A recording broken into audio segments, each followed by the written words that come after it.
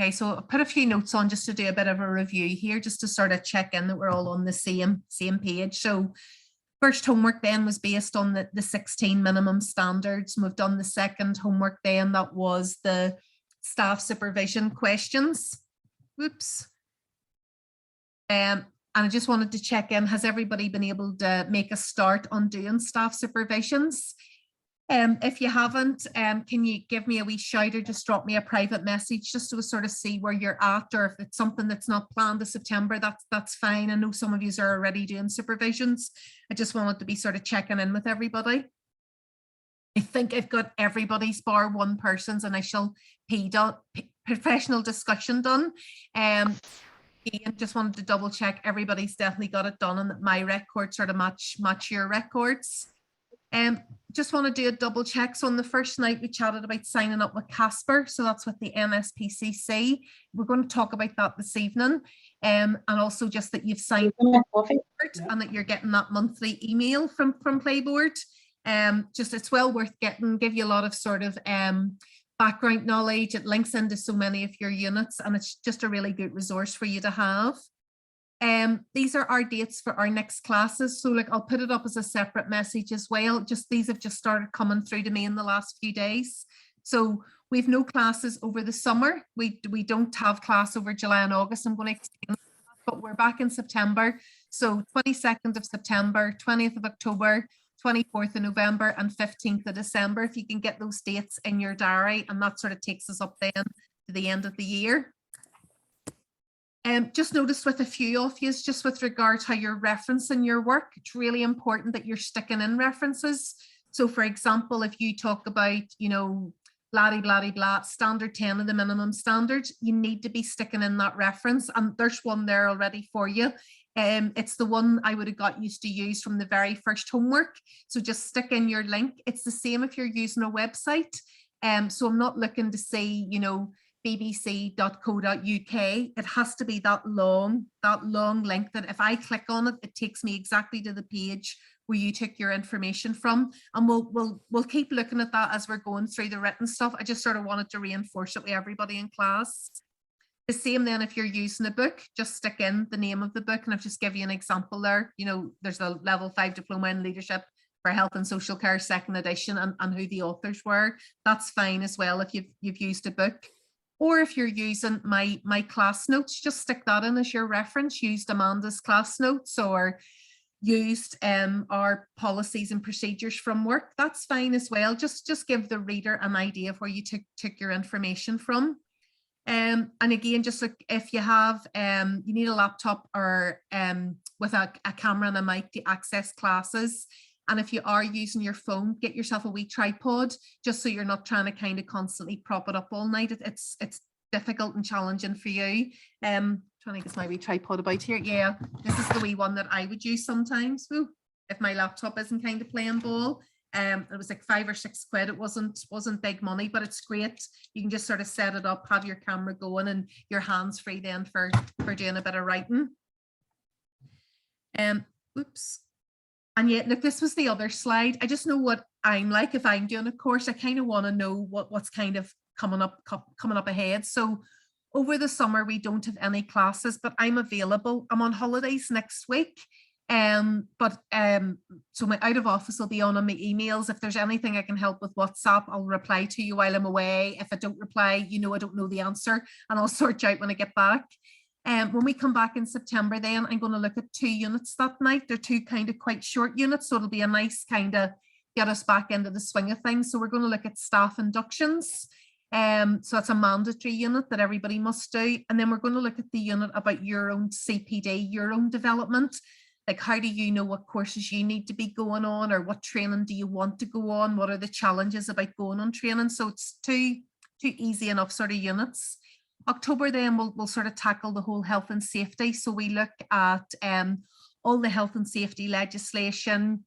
We look at risk assessments, but we also look at risk benefit and why risk is so important for children and their development. In November, we're going to tackle 2 units. They're very tied into each other. We're going to look at how you work in partnership with parents, with staff, and with other professionals, and how you communicate with all of those people. And that unit then takes in probably a wee bit of sort of GDPR type stuff, you know, how you sort of securely move data kind of about. What else is kind of in that communication unit? Concerns and complaints pops up on it, how you deal with any complaints from parents or from anybody. And then in December, I'm going to we'll circle back around and we'll do part 2 of staff supervision. So hopefully by that stage, everybody has done at least 2 or 3 supervisions, you know, so even if you're not starting to do them until September, you'll have a couple under your belt. We'll also look at change management, which is a part of a unit, and we'll also look at the whole area of reflection and how to be a reflective practitioner. So it's just so you can sort of see what we've got coming up that'll take us to the end of 2022. You know, then at any stage, if you want to be working on an optional unit, that there's absolutely no problem, just give me a shout. So does that all sound so far so good? Or is anybody any questions at this stage? Just replying to some messages that have come into me here, so just give me 2 seconds. Okay. Amanda. Yep. Are we, as we're going through with you, all the mandatory units, are we supposed to be then working away on our chosen units ourselves? No, definitely not. No. I'll be covering those right at the very end of the course, but some people find they've got more time. So like if you're a leader in a preschool, you're maybe working 9 to 1 each day and you've maybe got every afternoon free. So you find that you're working through the written work quite quickly, as opposed to maybe somebody that does 40 hours a week. So just if you are finding you have a month and you get through the written work quite quickly, just give me a shout, Sarah, and I can always get you started on an optional unit. Right, okay, that's okay. But it's really only if you want to, and you want to be kind of powering on ahead because you've got plenty of free time and you want to keep things moving. But no, we look at the optional units right at the very end. We do it all together at the end then. That's okay. Yeah, that's perfect. It'll be around probably class 14, 15, 16, somewhere about there, just depending on how we kind of work through things. And you might find there's an evening where I'll say, right, if you're doing this unit, I need you on at 6:30. But if you're doing this unit, don't come on until 8 o'clock, and we'll kind of perfect. That's good. The evening into different times, depending, because everybody's doing slightly different optionals.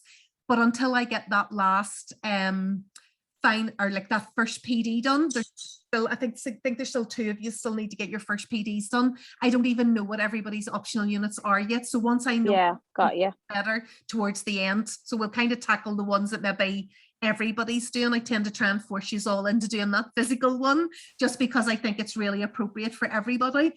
So you might find that there's one evening we're all together, and then the rest of the evenings we're kind of split up a wee bit. Perfect. But no, good question. Anybody, anything else before we start safeguarding? You all happy enough? Let's get going. Right, okay. Amanda? Yes? Sorry, just when you said about the reference, so if the reference isn't up to the standard it needs to be, are you giving a feedback to the person? Yeah. I would tend to comment back to the person to say, don't forget to put in your references, or don't forget to do that. We kind of get a bit of a grace period with those first couple of sets of questions that we're doing, but certainly by the time we get to about the 4th and 5th sets of questions, the awarding body would be looking to see that we've got that well in place. So I'm just reminding everybody as a class, but yes, certainly I'll always feed back to people individually as well when I pick up on it. Okay, thanks. Not at all. Okay, so our safeguarding unit, it isn't anything overly difficult. You know, it's not anything that you probably haven't come across before. So we need to look at current legislation. So we'll touch on that and just sort of how it all links into safeguarding. So it's not so much that people tend to know the legislation, but they know kind of the background of it, if that makes sense. We'll look a little bit about policies, procedures for your own setting, and I'm going to sort of send you away to do a wee bit of an audit based on the kind of the minimum standards. And then the third part of the unit is all about children's well-being and resilience. So we're kind of going to look at that in the context of ACEs and adverse childhood experiences. So again, some of you may have done training on that before, but we'll look at it. And basically what I'm going to do as we go through, sort of slightly different, as we look at each section, I'm going to take you through the questions as well. So we'll just do it as we're kind of going throughout the unit.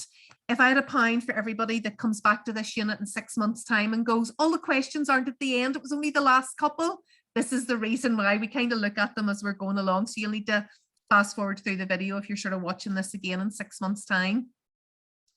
There is an assignment that goes with this unit, and I want you just sort of thinking about this as we're going through tonight's class. So it's around in your learning outcome 3.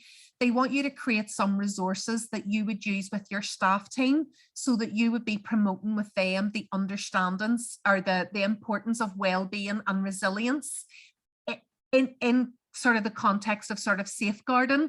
So kind of just few things to be thinking about. So you need to create some resources. So far to date, some people have pulled together a bit of a PowerPoint. Some have done a bit of a leaflet. You know, people have done, somebody else did a poster. How you kind of create these resources is entirely up to you.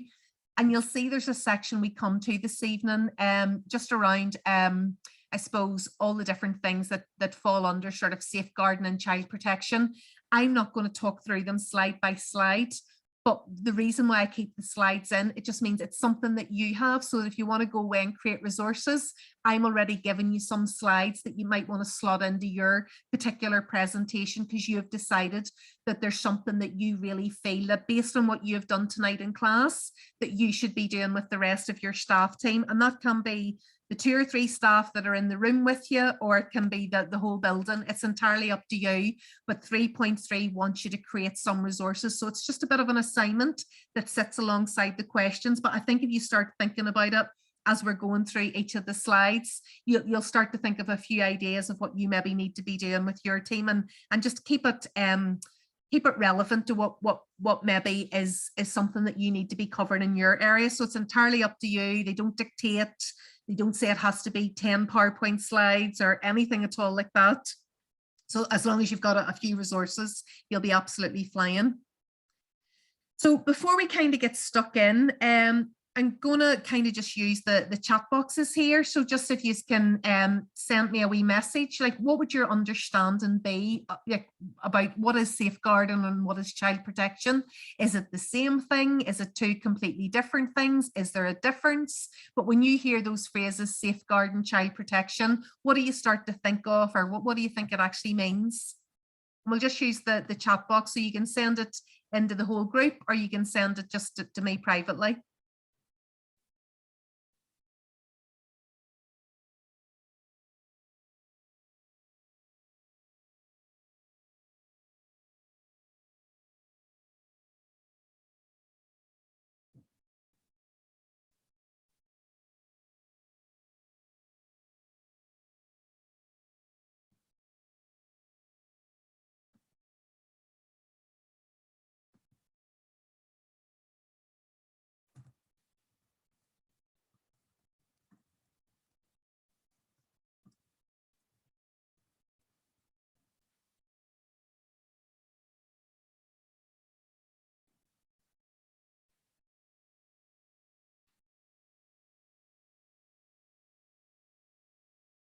Okay, so a couple of answers starting to come through there.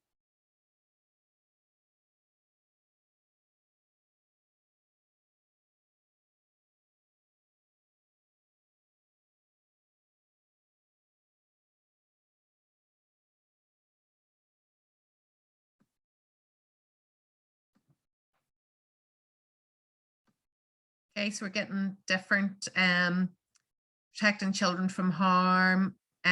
Michelle R, you're sort of saying 2 different things. Child protection's us responding to the harm. Safeguarding is us preventing it. Nicola, you're saying they're both very similar.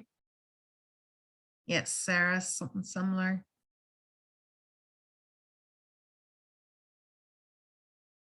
Yeah, Patty, you've sort of chatted about safeguarding being an umbrella term. Yeah, and lots of key phrases coming through there, like the welfare of the child being paramount. That they're all key things that should be in people's policies and procedures. Now here, that's perfect. We've got a few things kind of coming through there. This is a slide I just took from some NSPCC training that we did years ago with a group of students. And I just thought it was a really nice way that they kind of started the conversation, because I think up until then, I don't necessarily know that I'd overly sort of thought about it, but this is what they had sort of said, so that safeguarding's everything that we do to minimize the risk of harm to children by putting in place these plans and these procedures in order to protect them. So definitely it's how I would describe it. It's an umbrella term. So safeguarding's just everything that we do to try and keep children safe. And then child protection is, I suppose, what really kicks in. I'll just move everybody's pictures over so you can see it. Taking that timely and appropriate action when we're made aware that a child has been harmed or maybe being harmed. So there is a subtle difference with them, although you are all right in what you are saying. It's around protecting the child, best interest of the child, paramount, all of those kind of keywords that you were kind of saying. That's lovely. Perfect. So this is maybe a good kind of starting place. And again, if you're thinking about designing some resources for your own staff, would your staff know that? Is that something that you maybe need to do a wee bit of training around? And again, you can sort of link it to what your key policies are and what you're kind of doing. And then again, take them through the flow chart of what they need to do should there be an issue. I think what tends to happen, in my opinion, with any of the child protection training that we all go on, you go on it every 3 years. I don't know, as long as you kind of sit there and smile and nod, there's no real test at the end of it. So sometimes I wonder, does everybody what do they kind of take away from it? And to me, 3 years is a long time to be going to any training. So again, it might be something that you want to do after tonight, that you're just going to do a yearly sort of, 15, 20 minute sort of catch up session with everybody once a year. That's certainly what the schools do. That really happens those couple of days, the back end of August into September, just before the children start school. Everybody does just a wee bit of a refresher training, and it's done every single year just to keep everybody remembered about what they need to be looking at. So these are going to be our first couple of questions then. So 1.1, can you outline the current legislation and best practice guidelines that underpin the safeguarding of children within Northern Ireland? So hopefully you are starting to get to this stage where you're realizing how wordy the questions can be. But I'm going to take you through the legislation. I'm going to take you literally through it slide by slide. And my answer is in this PowerPoint. I think some of you are still at the stage where you are going off and you are Googling things, and you are starting to read other books, and you're kind of going down sort of rabbit holes. Whereas keep life as simple as possible, particularly when it's around legislation. Here it is. This is the legislation. It's all on the next slide.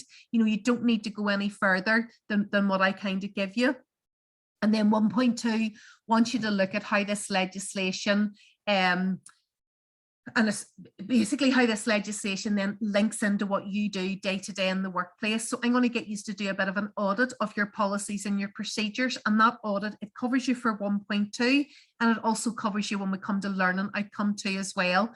But we're also going to touch on things there like this, the Safeguarding Board NI, their strategic plan, just to make sure everybody's kind of aware of these documents that exist, and it's how all of your policies are written and pulled together.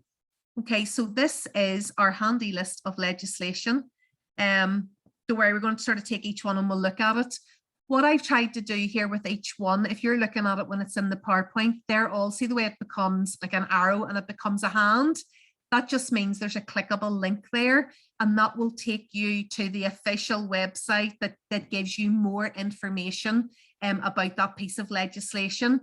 What I've tried to do in the slides that are coming up is just give you like a one slide. Here's everything you kind of need to know. So I certainly don't need you to start clicking on each of those links, but some people just want a bit more information, or maybe something comes up in work because tonight was the first time that you ever heard of the Children's Order 1995, and you just want to have a nosy at it. So everything's there as clickable links. So you shouldn't have to start to go off and kind of Googling anything. Children and young people strategies there, safeguarding with regards info that comes from the Department of Health's there, the revised regional child protection, those sort of core policies, procedures. So that was a piece of legislation that came out in 2018. So you'll keep hearing me saying this, but your policy should say somewhere in the first sort of paragraph, this policy is based on the revised regional core child protection policies and procedures for Northern Ireland. If it doesn't, your policy needs to be updated to show that it links to that document. So it generally tends to be one of the things that we pick up when everybody's looking at this unit. And yeah, look, there's this, I can't talk tonight, sorry. The Safeguarding Board NI, there's their strategic plan 2018 to 2022 that we need to look at. So everything's kind of there. But what we'll do here now is we'll just take a bit of a walk through the legislation. Apologies, it is what it is. It's a bit of death by PowerPoint, but I just want everybody to be clear on the pieces of legislation. And really, I suppose as we're walking our way through them, you know, have you heard of them before? Did you just not know that that was the name of it? This is all about just sort of gauging where your own knowledge is at. And if I kind of take us back to the question, it's an outline, the current legislation. So you need to show that you know that there is this current legislation, which is what I've given you on the slide, but it's only an outline. You know, a couple of sentences on each one is more than enough of an answer. Don't be thinking that I'm looking pages and pages on each one. I'm really not, like literally a couple of lines. So Children's Order 1995 for Northern Ireland. Okay, so this states that the welfare of the child must be the paramount consideration, and it is this essential principle which underpins this guidance. Within this legislation, a child is a person under the age of 18 years. So you'll kind of know that some of this links into very much your own policies and procedures, that nobody under the age of 18 can pick up a child from daycare unless they are the parent. So certainly if I'm 16 years of age and it's my 2-year-old at the two-year-old program, I can come and pick up my child, but I can't come and pick up my baby sister or my baby brother. And I'm sure some of you that are in private daycare, your hearts are broke at 5 o'clock of an evening when it's big brother or big sister in their school uniform running up to collect because mummy or daddy's still sitting in the car. But that's our policies, procedures say anybody under the age of 18 is classed as a child, and therefore we can't give the child a child to a child. So it sets out parental responsibilities about the rights and duties and powers of public authorities to support children. And basically for us, and I've highlighted it in yellow, just so that we're all just starting to understand where does all of this come from or who's responsible for what. So it's the Northern Ireland Executive through the Department of Health that's responsible for child protection in Northern Ireland. So for those of you that are a preschool, you know, it's not the Department of Education, it's the Department of Health for all of us. And it's them that set out policy, legislation, any sort of statutory guidance about what we should be doing and how the whole sort of system works. And that's the bare bones of sort of the Children's Order 1995. So that's basically the knowledge that I need you to show when you're doing your written questions. Not really looking much more information than that. Yep, so then in Northern Ireland, we've got the SBNI, and I'm going to show you their website as well. So if you haven't been on their website before, that might be something you just want to add down as kind of a homework thing to do. Go and have a bit of a nosy at the Safeguarding Board NI website. If they have a section about, you know, signing up for their email list, it's definitely well worth it. Or if you ever get a chance to go on SBNI training, it's definitely very good. Obviously, this is all kind of pre-COVID, but they ran great training across the north probably about 5 or 6 years ago. And it was all around sort of more sort of teenagers and sort of safeguarding and child protection. And it was one of the best pieces of training that I've ever been on. Really, really good, and really good at kind of getting that message across about what things we should be looking out for with regards the whole sort of social media, ICT, grooming, all of those types of things that we maybe don't tend to think about if we work with under 5s. But for a lot of you guys, you're working after schools as well. You're working with 10, 11-year-olds. You know, so again, some of those things that we just need to be aware of, particularly as children over the years have earlier and earlier get access to devices. So, You know, it used to be a real rite of passage to sort of get the mobile phone type thing for going to big school. But I know I'm certainly seeing it, you know, children that are in P4 and P5 have their own mobile phone and access to the internet. So that technology is there, and young children have access to it. So we've got, There's actually, Like- sorry, Amanda, the training I went and did there recently for Safeguarding, she encouraged us all to download the app. that is, do you know, I keep meaning to add that onto my PowerPoint. I have it downloaded too, but I actually just get everybody the right. The SBNI app. Yeah, it's fantastic. It's really good. Oh, jeepers, I have it here somewhere. Yeah, it's quite good as well, and very sort of user friendly. Sarah, Yeah, very that simple. message. Yeah. Do you know what I'll do? I'll get a wee picture of it and I'll get it added. I'll get a wee message out to you. Yeah, there it is there. Oh, what if I hold this up here? I don't know how well you can sort of see that in the camera. But Yeah. it's an app that you can kind of get for your phone. And again, sort of takes you through any information, advice. It takes you through sort of news. There's training bits and pieces in it. It's just loads of information kind of on it. And yes, Sarah, I suppose that does tie into that bit that we only do the training every 3 years, and we really do need to look at something in between. Yeah. Personally, can't remember things that I learned maybe a month ago.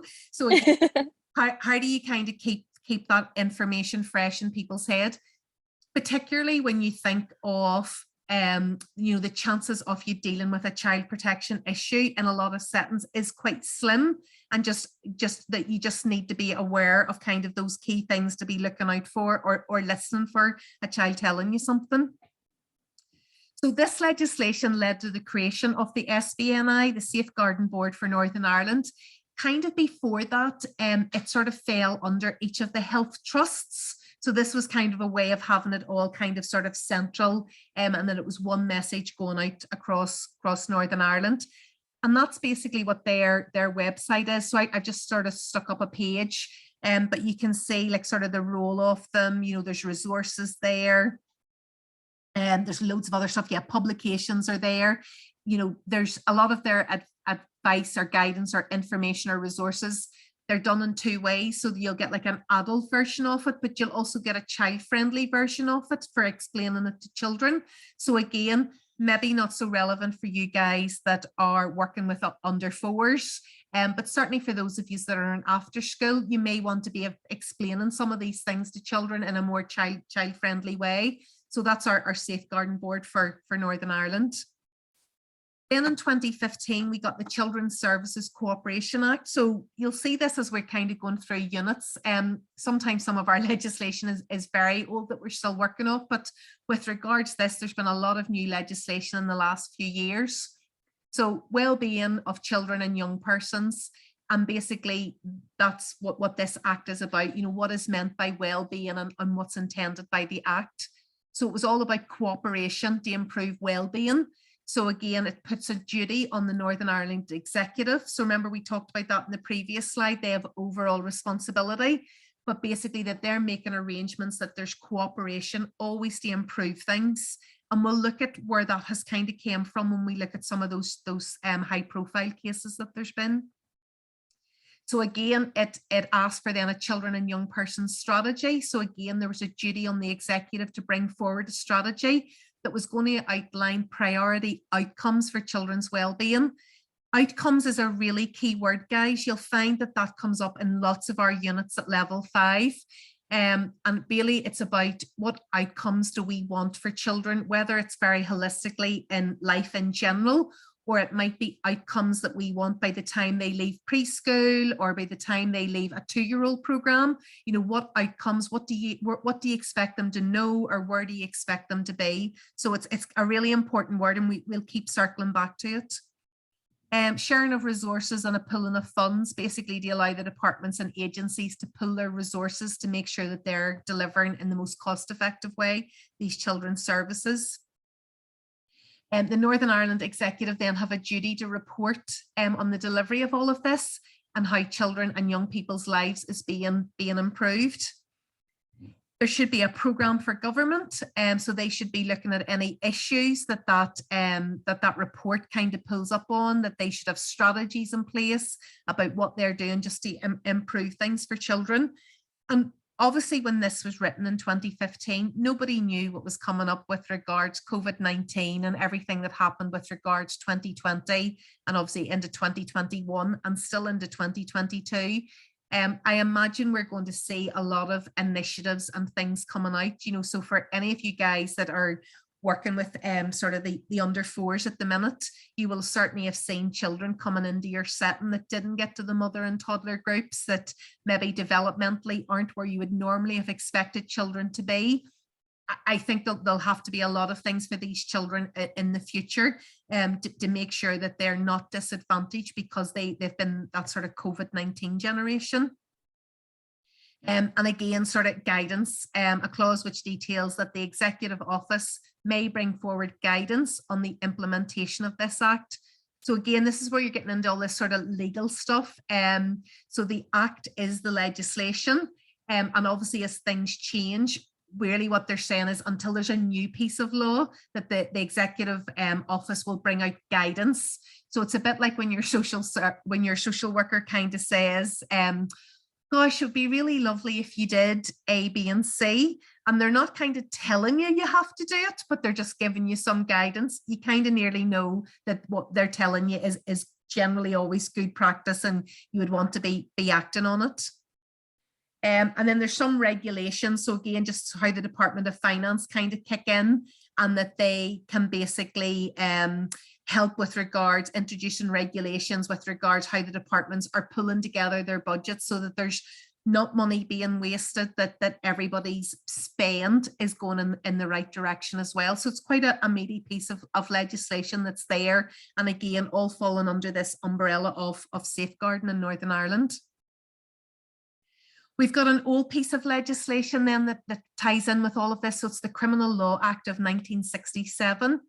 And this is really the key bit that, and you'll cover that when you do, Sarah, I'm sure that came up in your training there recently, that basically it's an offence not to report something to the police. So the system that we kind of have in place is that if you know that there's harm to a child, it's not a case of like turning a blind eye and saying nothing.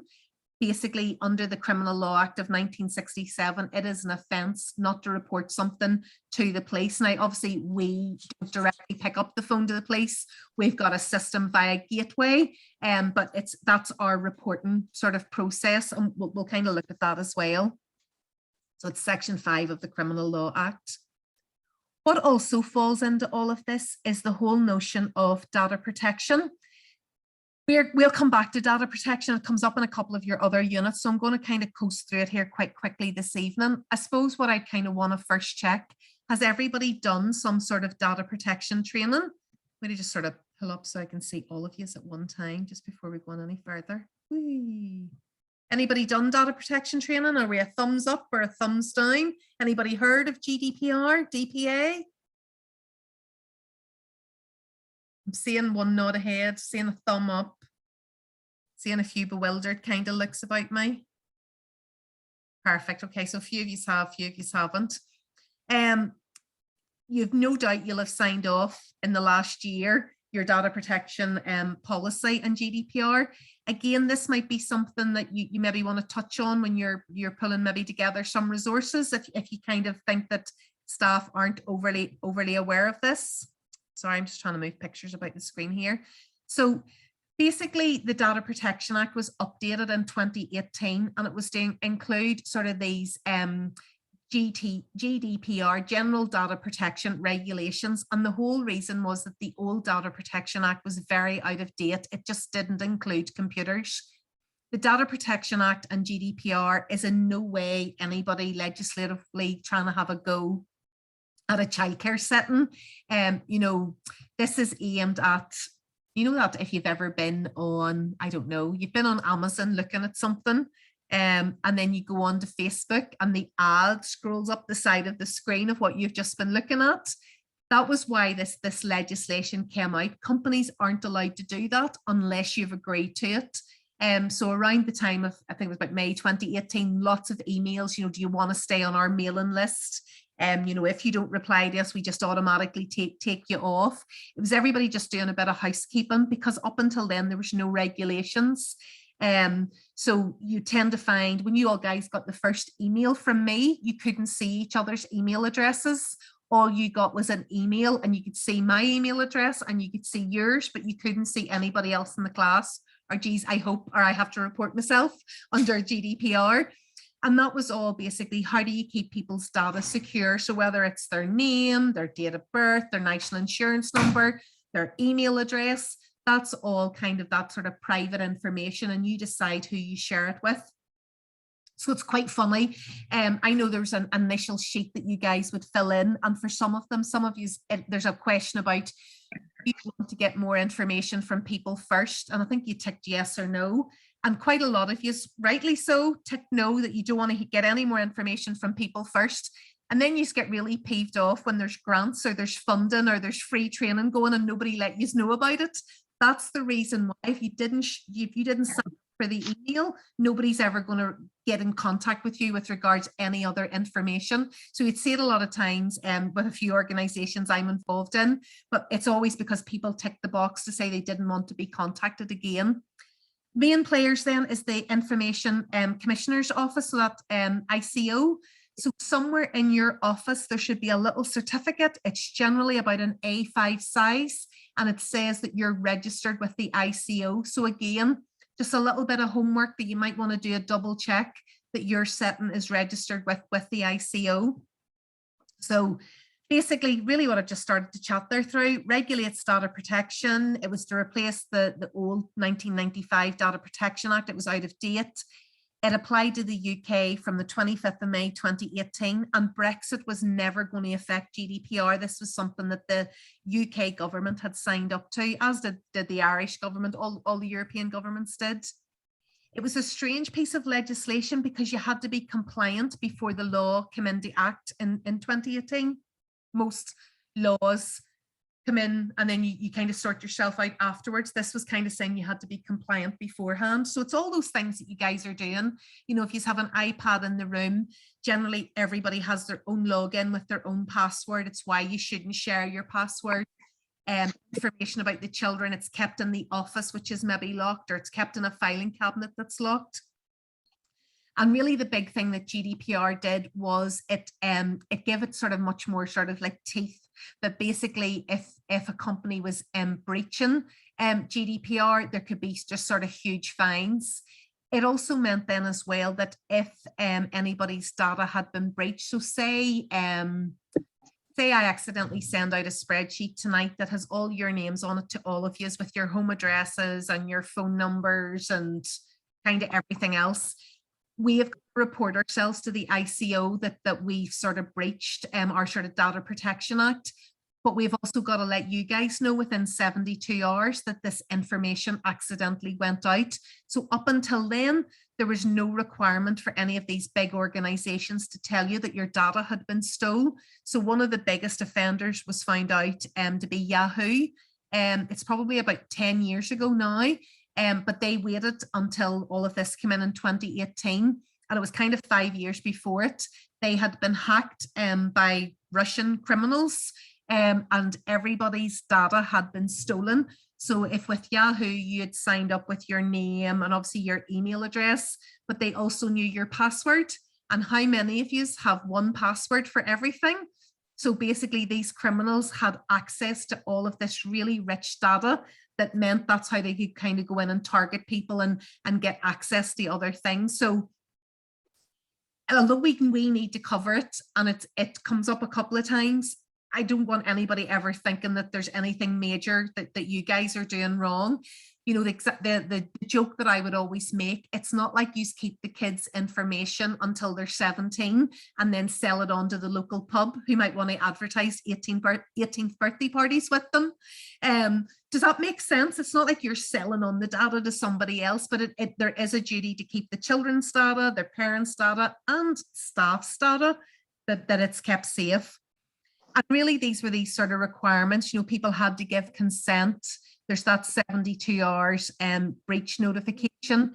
People have the right to see their data, you know, so if at any point any of you want to come and see what records we keep about you, you have the right to see the database that we keep all your information on.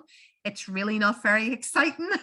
It basically will have your, and I don't even get to see it, but it has like your name on it, your address, your probably your date of birth, national insurance number, and it'll maybe talk about who your employer is. It'll have my name down as being your assessor.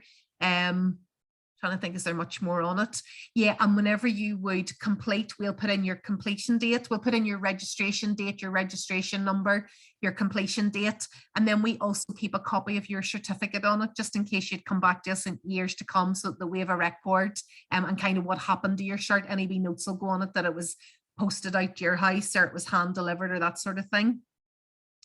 In a lot of cases, you have the right to be forgotten. There should be data portability, as in people shouldn't have to fill out the same form 20 times. That information should be sort of kind of nearly the next one, privacy by design, sort of designed really well that the information's collected once and then that's kind of it.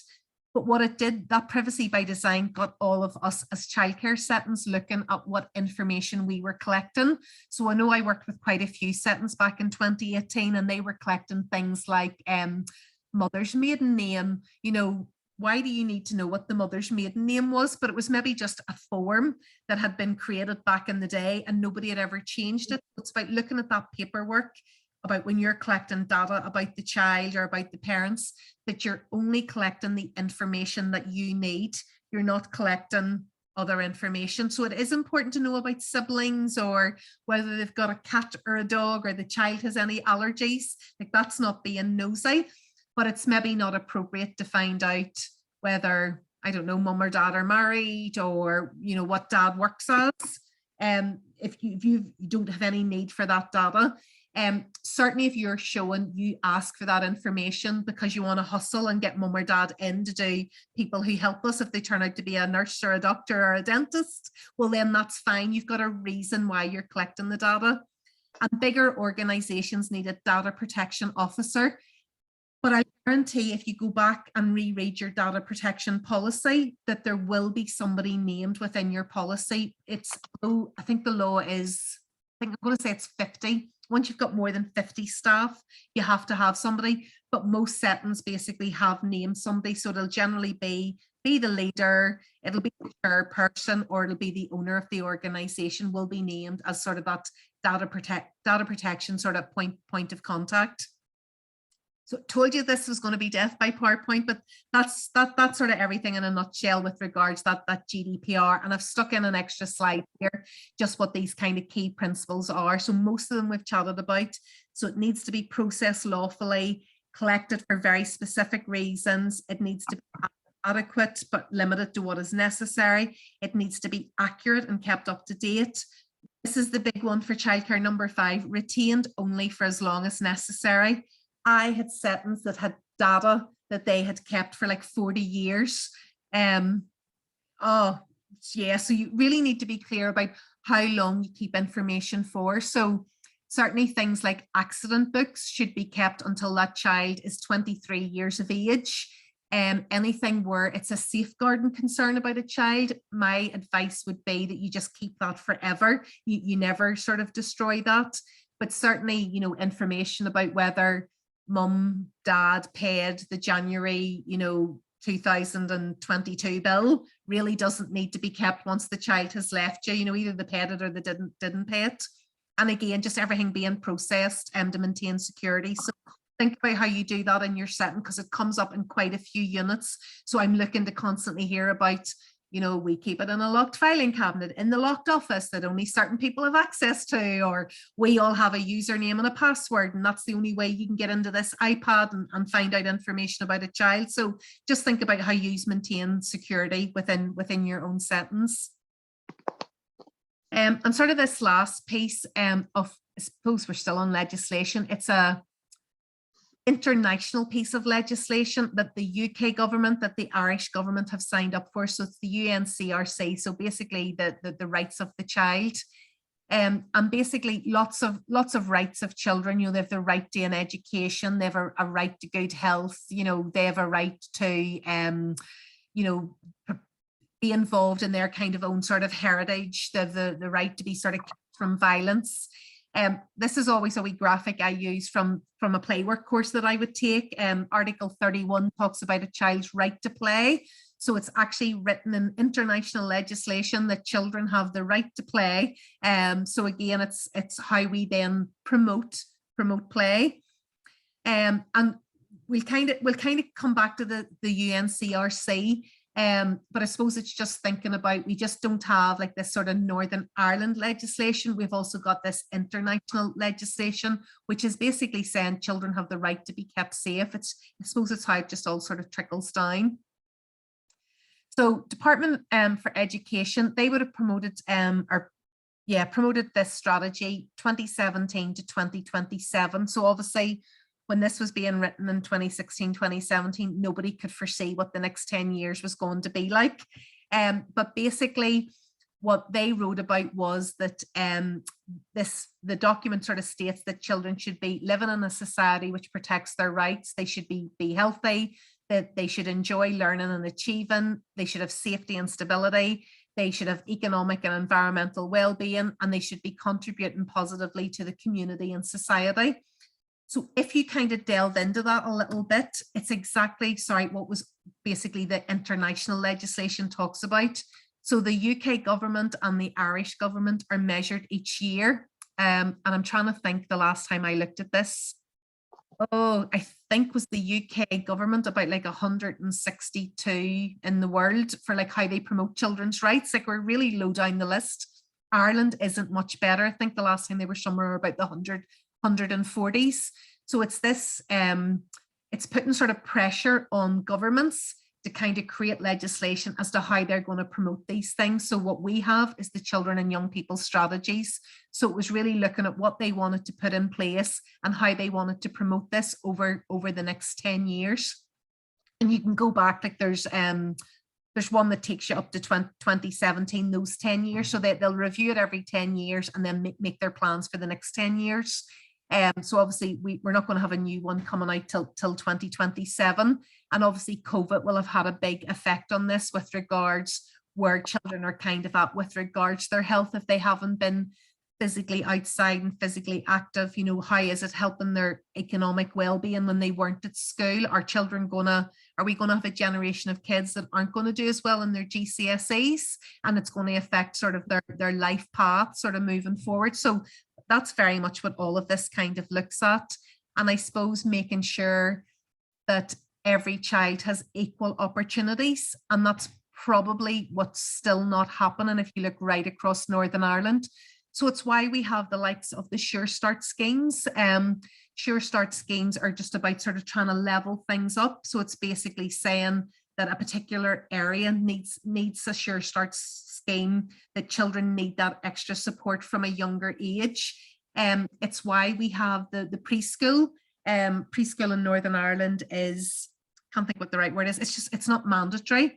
But it's something that the government put in place, that every child would have the opportunity of having a preschool year. So again, just looking at how we kind of sort of deliver these sort of positive and long lasting outcomes. So again, there's that word outcomes being mentioned again. So that's what the document looks like. And I'll share a copy of it with you this evening, just if you want to have a bit of a nosy. I always sort of just share the children's copy because it's an easier read, and that's really all we need, just to be aware of it. We don't need to look at it in any great detail. Promise you we're getting to the end of this. So we've got the cooperating to safeguard children and young people in Northern Ireland, and this is from the Department of Health 2017. So this was an overarching policy. Basically to make sure that everybody was being covered, whether you were statutory, private, community, voluntary, in a church. And it was to replace guidance then that was issued in 2003. And Sarah, just what you were kind of chatting about there with regards being on the safeguarding child protection training. I would have been on training in November of 2017, and this wasn't mentioned. And literally, this is something that changed in December 2017. The only reason I was aware of it was because I was signed up to my Casper email and caught on that there was a new piece of legislation that was introduced just a month after I had been on the safeguarding training. So in theory, I wouldn't have heard about this for another 3 years unless you had another way of kind of keeping yourself up to date. So whether it's being signed up for the Casper email or what you kind of recommended being on the app, I definitely think we need to be looking at things because things change, and going on training once every 3 years, this is where you can certainly miss things. So again, they have a kind of a policy there and about just how everybody cooperating together. In work, we stagger our safeguarding training in the rooms so that, so say after school gets their safeguarding training and then babies goes, the next year, it means then that anything that we need to be updated on, then the next guys can pass it on. Does that make sense? Yeah, that does, Sarah, and certainly We try to stagger our yeah, I would always be sort of recommending that, and you'll find, and probably quite a few of you sitting here this evening, everybody does safeguarding training all at the same time because it's an easy way of getting it out of the way, and everybody's kind of covered in one go. And I can appreciate where organizations do it that way, but I definitely think, Sarah, some sort of staggered sort of approach to it. So again, with these revised regional child protection policies and procedures for Northern Ireland, so this explains the actions that must be taken where there are concerns about the welfare of a child or young person, including core procedures, individuals who pose a risk to children and young people, learning and improvement to support and develop child protection, the roles and responsibilities of the Safeguarding Board for Northern Ireland, any interagency guidance and protocols. So really, how does social services talk to the police, who, talk to the NHS because a child has ended up in accident and emergency. And I'm just leaving you at this minute with this question. I chatted about it at the beginning. Does your policy say somewhere in it, this policy is based on the revised regional core child protection policies and procedures for Northern Ireland, 2018? If I had £1 for every time I look at somebody's policy and that is not in it, I would be a rich person. And it's one of the things that social services will check. Your social workers should be looking for that every time that they're out, because it was one of those updated sort of guidance things, and you need to allude to it in your policy and procedure. So again, we're starting to think about minimum standards and policies and procedures and how we update them, and how do we know what to update if you don't kind of keep yourself up to date with what's going on in the umbrella of that particular policy or procedure. Yep, and so that's the link then if you want to go and look at Safeguard NI, their strategic plan. So it's 2018 to 2022. So I'm assuming towards the back end of this year, we'll get, 2022 to 2026 will be coming out. And that's what it looks like on the website there. They have a link for it. And again, you can see how they've sort of divided it up. They've got information for children, information for parents, and then information for professionals as well. So again, it's just their strategic plan about what they plan to be looking at over the next few years. So definitely would recommend have a bit of a nosy about their website, and definitely keep an eye out for any training that they ever offer. I really can't speak more highly than the training that I went on with them. It was outstanding, absolutely fantastic. So fingers crossed, nobody needs this slide. You've all done it. You're all getting your weekly email. So this is just me doing a double check that everybody has signed up for their Casper email. Easiest way is just Google Casper NSPCC, and it generally takes you to this page. So you just stick in your email. Do a watch for the first few weeks, just in case it's gone into your junk or your trash folder, and make sure you add it to like your email address list. I never remember what Casper stands for. Yeah, don't even think. Yeah, this Current Awareness Service for Practice, Policy and Research. So really what we do as a team, we all get the email, and when it comes in, we just cast our eye down it, and we're really looking to see, is there anything on it about Northern Ireland? Or is there anything on it which is regards, in our case, under fives? But we're not necessarily interested in anything that's maybe to do with hospitals and children, or, whether it be, so yeah, social services maybe, and an adoption or anything like that. We're kind of sort of filtering it down and just, is there anything relevant that we can learn from? I'm going to kind of chat about that as we move on as well. So I'm trying to think of things that we've picked up on Casper in the past. You know, maybe where there's been a daycare and there's been a tragic death of a child. We would certainly want to go and look at that and read a bit more around it and see what the findings were, and kind of ask ourselves, could that particular situation or scenario have happened within our setting?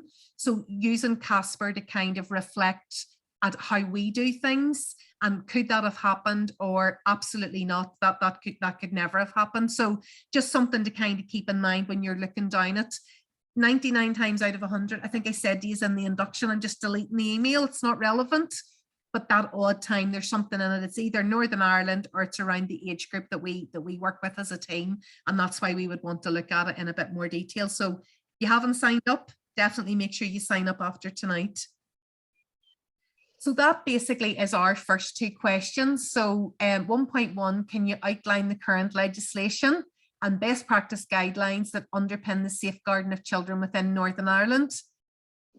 1.2 wants you to analyse basically all of these policies and procedures for safeguarding.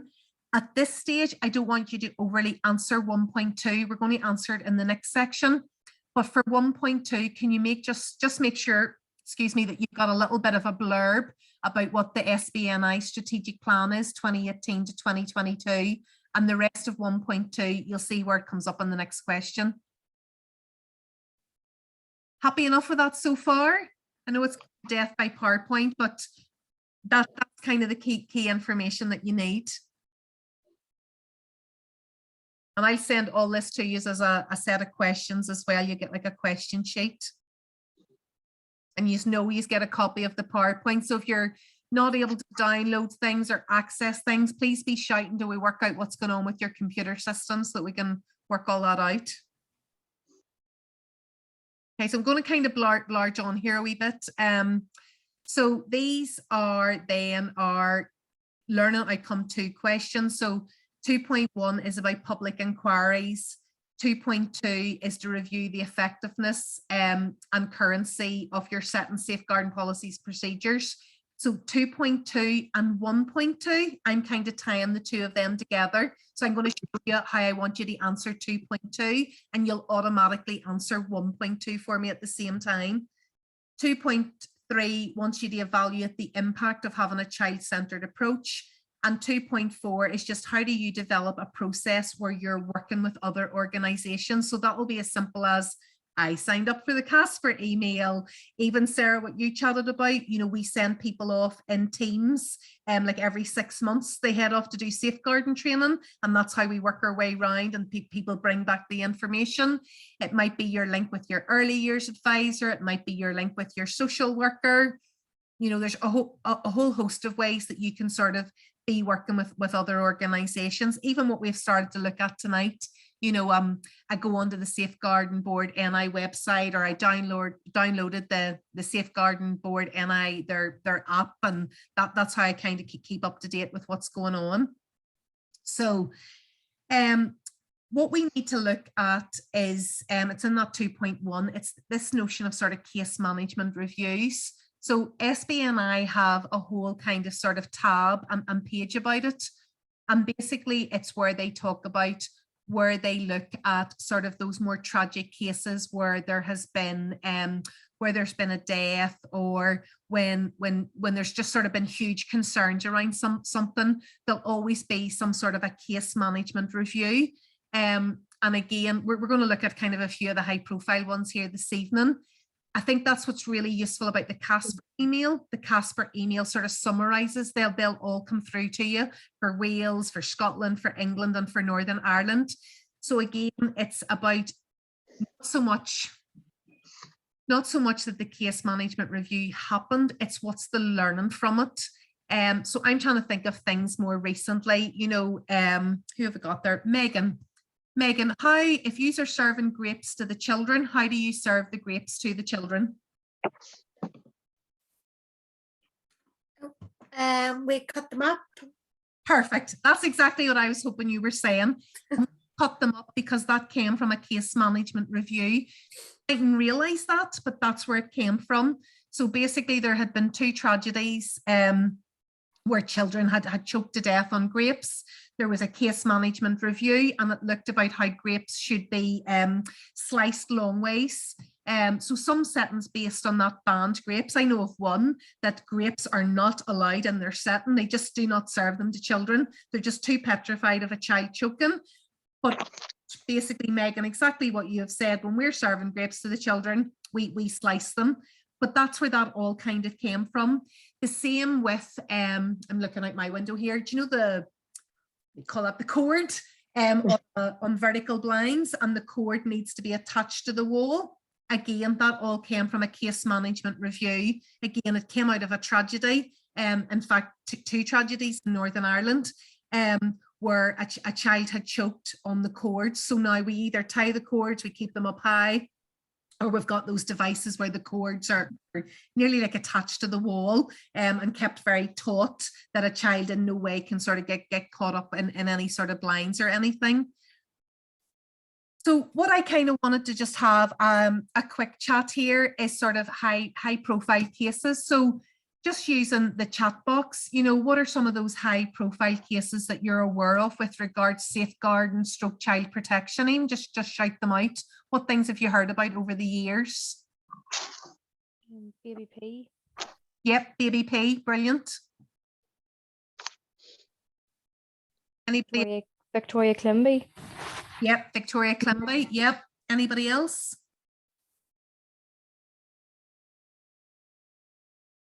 There's a method in my madness for kind of shouting this out first, because I'm going to send you off to kind of have a bit of a chat and have a bit of a nosy at them. Any else that you're kind of... That one more recent, that wee girl, Star, is it? Star? Yeah, Yeah. That's been one of the very recent yeah. ones. Yep, yep. I have a few here, and look, it's awful to say, but it is this is not the full list. We could probably spend the whole year looking at some of these cases, but I think if we concentrate on these ones, what we want to be trying to do is look at these cases and how that kind of affected our practice. So that's what I always need you thinking about.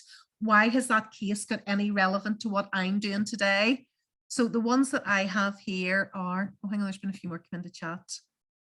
Yeah, Madeleine McCann was a very high one. Yeah, Jane Vanessa George. That was the one that was kind of in my head when everybody was shouting out there. So the 5 that I would kind of sort of recommend that we sort of concentrate on is Victoria Climby, Baby P, Daniel Pelka. Anybody remember doing Daniel? So here, yeah. Kind of come back to Vanessa George and Ian Huntley. So guys, what I'm going to do here is just pop you into breakout rooms, because it just feels as if it's been death by PowerPoint. And basically when you're in the breakout rooms, have a bit of a conversation amongst yourselves. I'll keep this slide up so you should be able to see it when you're in the breakout rooms, and just start to share what knowledge you have at the minute or what information you kind of know. But particularly what I want you thinking about, what changed for us in daycare because of that case management review around that case? Is there anything that we then had to start doing differently, or anything that we had to change? And look, again, when it poppies in the breakout rooms, just an opportunity to have a bit of a chat with each other. How are you finding the homeworks? Sometimes it's easier to come back to me and say, like, it's not me, but like others in the group are really struggling with. You can kind of have those conversations with me as well afterwards. So let me just I do my telephone voice. So Victoria Climby then was the little girl where her mother had sent her over to live with an aunt in London.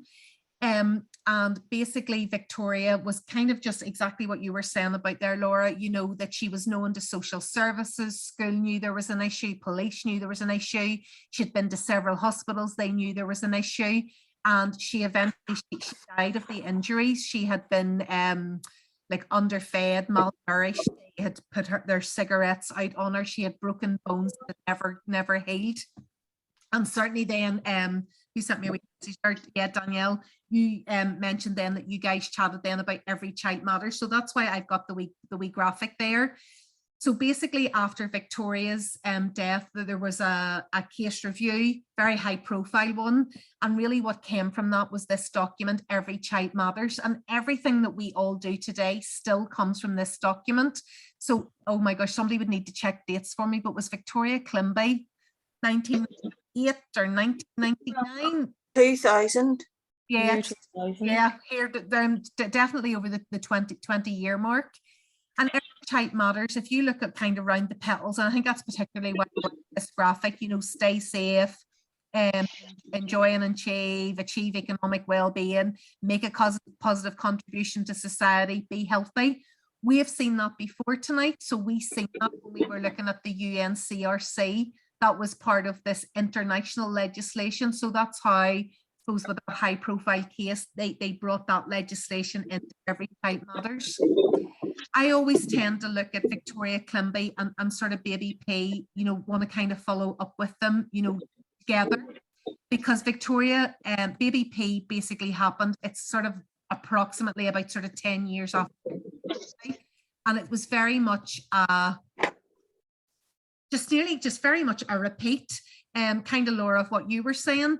You know, Baby P was known to social services, Mum was known to hospitals, known to police, known to doctors. All of these people all knew about Baby P, but yet he sort of fell through the cracks, and that was very much what was talked about at the time.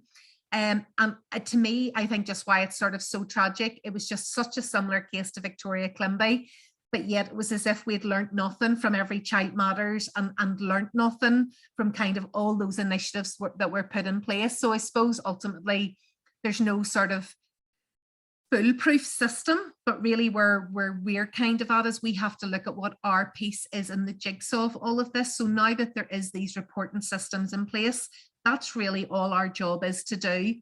You know, we don't need to pick up the phone to the police. You'll all have your own procedures in your setting with regards documenting if a child tells you something and basically contacting contacting your designated officer and reporting it on to Gateway.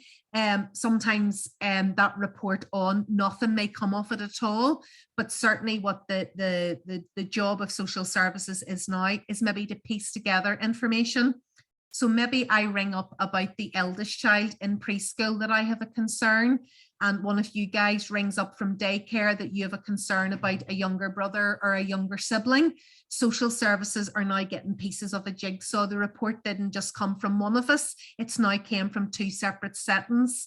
And again, if they maybe get a third report in from, I don't know, the health visitor, that every time she calls to see the newborn that there's nobody at home, that kind of sort of triggers their response. So it's supposed to be that they've kind of got a better system for picking up on things. With Daniel Pelka, so Daniel was the little boy where his mum came into school and told the teacher that he had Prader-Willi syndrome. So Prader-Willi syndrome is a genetic condition where a child never knows that they've eaten enough. They always feel hungry. It has a link to sort of like poor muscle tone, mild learning difficulties. So the teacher was basically told not to let Daniel have any food, that his diet was very strictly controlled. So when Daniel was eating out of the bin and eating food that other children had threw out, or in cases stealing food from other children, the teacher punished him because she had been told by Mum that he had Prader-Willi syndrome. And again, that should get us thinking as a setting that when a parent tells us something about a child, that we want some evidence that they have Prader-Willi syndrome. Are they allergic to, you know, when you're told sort of they're allergic to 3 or 4 food groups, you know, they can't eat bread or milk or dairy or eggs, you kind of want something more than, you know, Mum has a notion about it, or mum kind of thinks that for a particular reason. Again, that basically that the child isn't being starved, and that's effectively what the mum was doing here. And it's a really tragic case. There was an older sister who was not abused or harmed in any way. It just seemed to be that the mum, for whatever reasons, was kind of going on with her and her partner. They just didn't like Daniel, and he starved to death. So again, it's always these high profile cases. What does this mean in our setting? What do we kind of do with that information? Vanessa George, really well covered. So basically that was the little Ted's nursery. She was taking photographs and videos and abusing children. And that has, we now have a mobile phone policy in place. You're not allowed your phone when you're in work. And Ian Huntley then was the Holly and Jessica case. And what really turned out was just how he had been vetted, and that really changed our whole vetting systems. So again, that whole sort of access NI process that we have now is based on the learnings from what happened when he was employed as a caretaker in a school, and that the proper checks weren't done. So that's basically our high profile cases. They're not here to kind of upset anybody, and apologies if they have. I suppose what I always want us thinking about is, well, what have we learned from that? What are we now doing different in our setting? And that seems to have been the general conversations that you were having. So there's 5 that we've give you for when you're looking at that 2.1 question. And I'm going to suggest now that we take a bit of a comfort break. We're a wee bit later than usual. It's 8 o'clock, but you just want to take a bit of a comfort break to 8:15. Go and get yourselves a cup of tea or a cup of coffee. I am going to do things like mark off the register here in the background. Let me progress. So that's basically then those high profile cases, that links into your 2.1, but I'll go through the questions at the end just so you can see how it all sort of ties in with each other. Whoops, nothing wants to flip on. Right. So what we need to be starting to look at as we're going through the units, we're going to try and tie everything to the minimum standard. So this is probably the first time I'm getting used to do that, to do this. And we don't necessarily hit every single standard, but we probably will hit most of them. So what I want you to be doing after this evening is basically doing a more in-depth audit of standards 1 and standards 2. So standard 1 is your safeguarding and child protection, and standard 2 is care, development and play. So you'll see how I send this to you. You should kind of get it as a Word document. So I've just done a screenshot here at the bottom. And basically what you've got in that first column is the indicator. So this is what the minimum standard says you must be doing or you must have. And what I just want you to do, I suppose, is pretend that you're the social worker. And basically pretend you don't know your setting. We're not looking at any Disney answers. There's really no right or wrong answers, but I definitely don't want to be seeing those answers of like, we are wonderful and everything we do is great and there's nothing we could do to improve. It'll all kind of tie in when we start to look at reflective practice and this notion of there's always something that we could be doing better as a setting. So the first indicator there, that there's a written policy and code of practice on safeguarding, which is based on the regional child protection policy and procedure, and is it reviewed yearly? So you might be saying yes to the top bit, but no to the bottom bit, because when you go and look at the policy, it doesn't say the date of when it was last reviewed or when it's due to be reviewed again. So you might want to stick a small comment in there, or your further action required might be policy needs updated to show, you know, the date that it was last reviewed. Does that make sense about what you're going to do? It sort of makes more sense when you sort of sit down with it as a document. But the easiest way to think about it is you are the social worker. You do not know your setting. And if you've got all of these indicators to look for, where's your evidence? So it's not you saying to your colleague, do we have a policy? Is it reviewed each year? Yeah, it is. You need to actually view something. So note down what it is you went and looked at. You know, was it a policy? Was it something online? You know, you'll see as you're kind of going through them. There's the second one. All staff have received recognised safeguarding training within the last 3 years. So it might be a mixture of yes and no. So the evidence viewed with staff certificates. And it might be that you have found it quite challenging to get everybody's safeguarding training updated because of COVID. But have a look, you know that there's 3 or 4 people still need to do it. Or again, one of your recommendations might be that we need to be doing some sort of in-house training in between the formal 3-year training, just to make sure that everybody's up to speed. So you're just taking each indicator, looking to see where there's evidence in your workplace and is there any further action required. I don't necessarily need you to go off and do that further action, just the fact that you've identified that there's something else that you could be doing. Does that make sense? Has anybody any questions? So I know this kind of sort of stumps most people the first time that they kind of see it or they go looking at it. but hopefully it'll make more sense when you're sort of seeing it as a Word document and you're starting to fill it in. So when you're working through this for standard 1 and standard 2, give me a shout if you get stuck, or give me a shout if you want me to chat you through it on a one-to-one basis, because I need you to get your head around doing these audits, because you're going to be doing an awful lot of them over the next year. Because obviously we've 16 of them and we kind of work our way through most of them. So that's your audit, and that will cover you for not only your 2.2 question, but it'll also cover you for 1.2 as well. And really these next bits that we need to look at, I'm going to sort of skim through these slides very, very quickly. I suppose it's just getting you thinking about, you know, who else do you work with? Is there any initiatives that you're involved in? So the one I've shared here is an NSPCC campaign around, they call it Pants, and there's a Pantosaurus, there's like a dinosaur, and there's a song, and there's YouTube clips, and there's lots of things around it. Not going to be appropriate, you know, for maybe every age group in your setting, but certainly a very sort of preschool, maybe preschool sort of age. They have lots of resources. So this came from the NSPCC website. And funny, I was just chatting with an old level 5 learner who just rang me for some advice and said, I always remember you chatted about something in class. And I says, the Pants campaign, oh, that was the name of it, because they're a way to do it with a group of their children. They've a couple of boys that are quite fascinated by people's pants and pulling down their pants. So they're going to look at privates are private, your body belongs to you. And if somebody says no, you know, that they don't want to pull their pants down and they don't want you to be pulling your pants down. And there's a wee YouTube video, Amanda. Yeah, oh gosh, yeah, Sheena. There's loads of stuff. Yeah, really good. Have you done it before? We did it with a couple of children in work as well, same problem.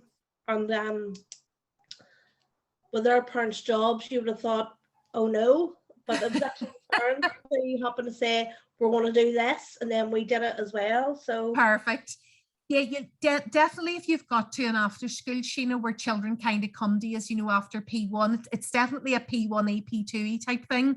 But I've certainly been in preschools that have done it, and I've certainly seen it used with that sort of from about age 3 age group.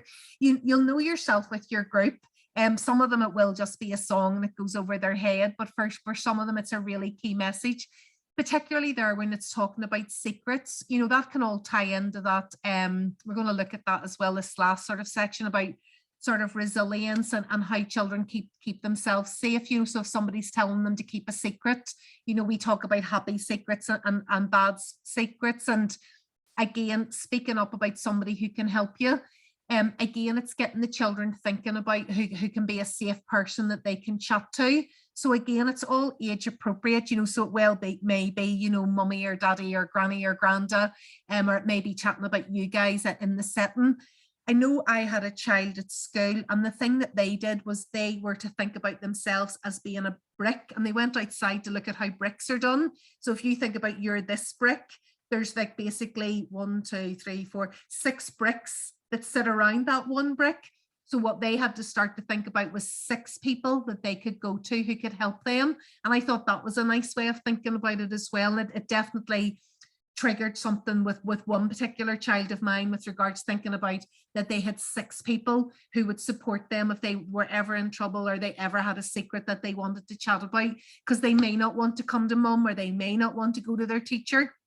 So we use that as a way of chatting about other people, sort of family and non-family members that they would have kind of contact with, who they might want to chat to, depending on what the issue was or depending on who they kind of wanted to speak to. So it's a really nice campaign and just might be something you want to go away and look at. And again, keep tying it back to what we chatted about at the beginning, you know, you've got to create some resources.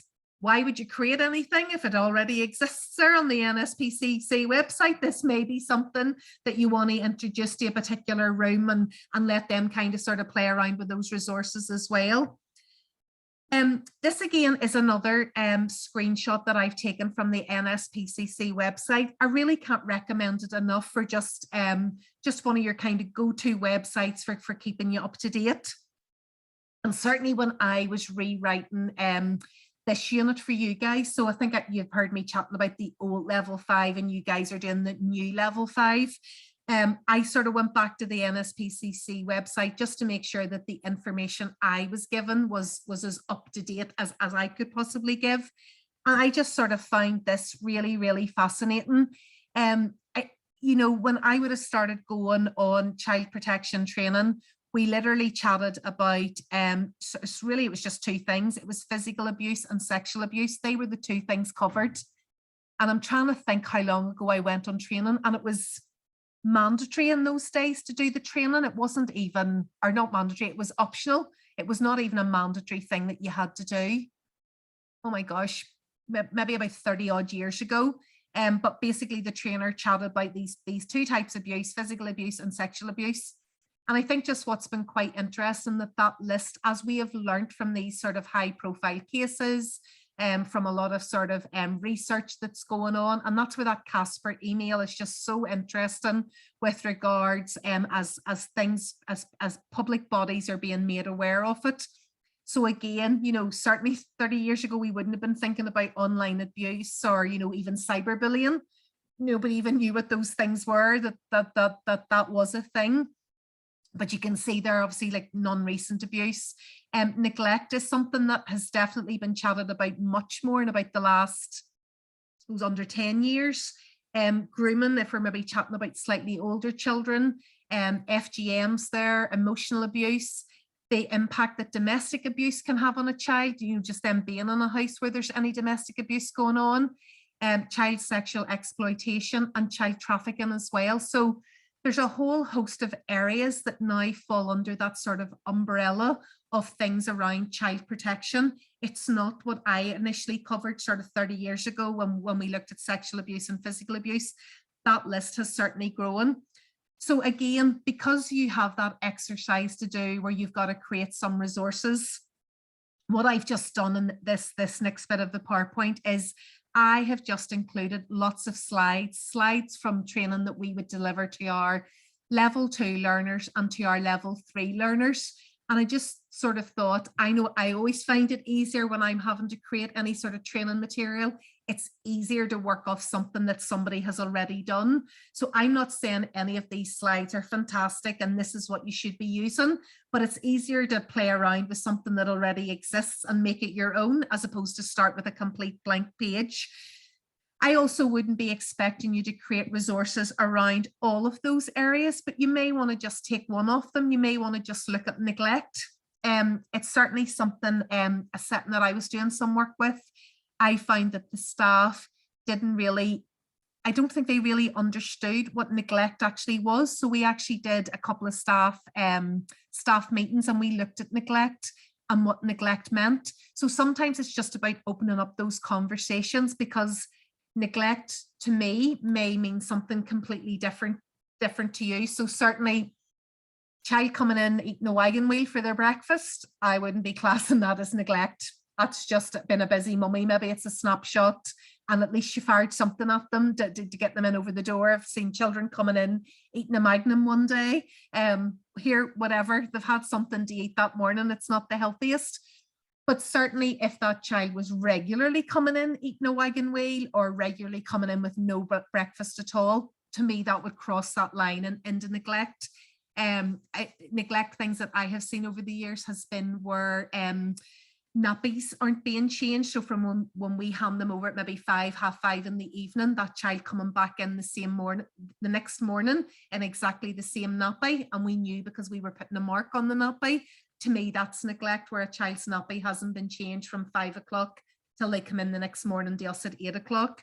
So again, sometimes it's just having conversations about what they mean and what you guys want to be looking out for. So loads of slides here, abuse, different types of abuse, and again, just what they can include, what happens to the child, indicators, and these kind of keep going on. There's all the sort of sexual abuse, non-contact, research, there's neglect, indicators, behaviors, the effects of neglect on children, how it affects their brain, bit of information on physical abuse. So you may just want to take one of these and just work it into a staff meeting, that you're just reminding everybody about what that is, what you should be looking for.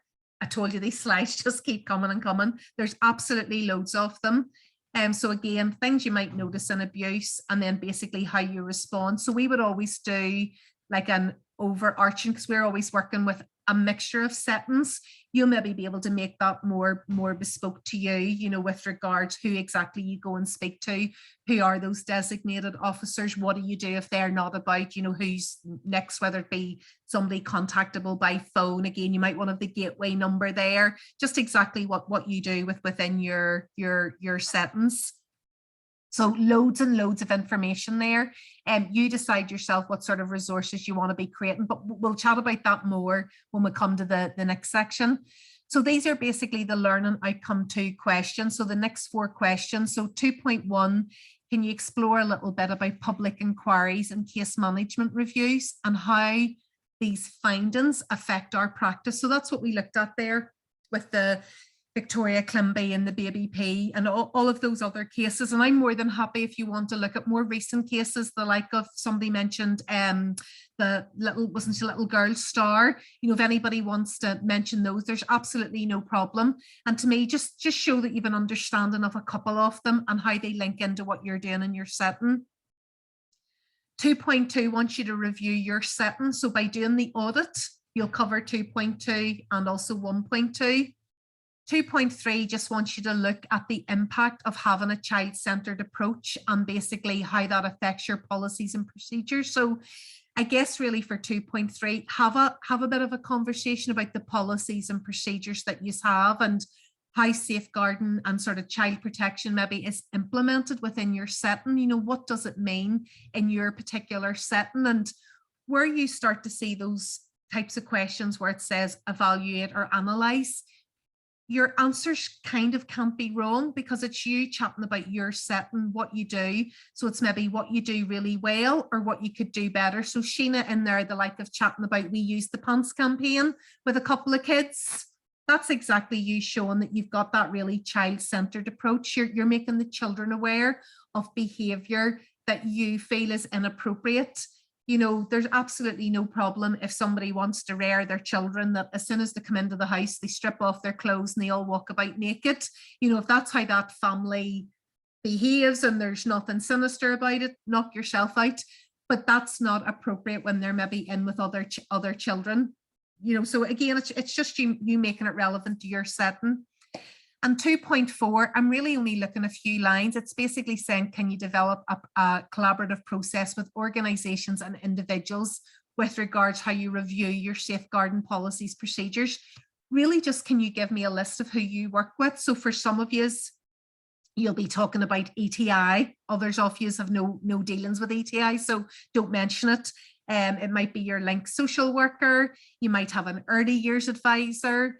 It could be how you work with the childcare partnership, or some of you I know use the trust, depending where you're located in Northern Ireland. It's the trust that you do your safeguarding training with.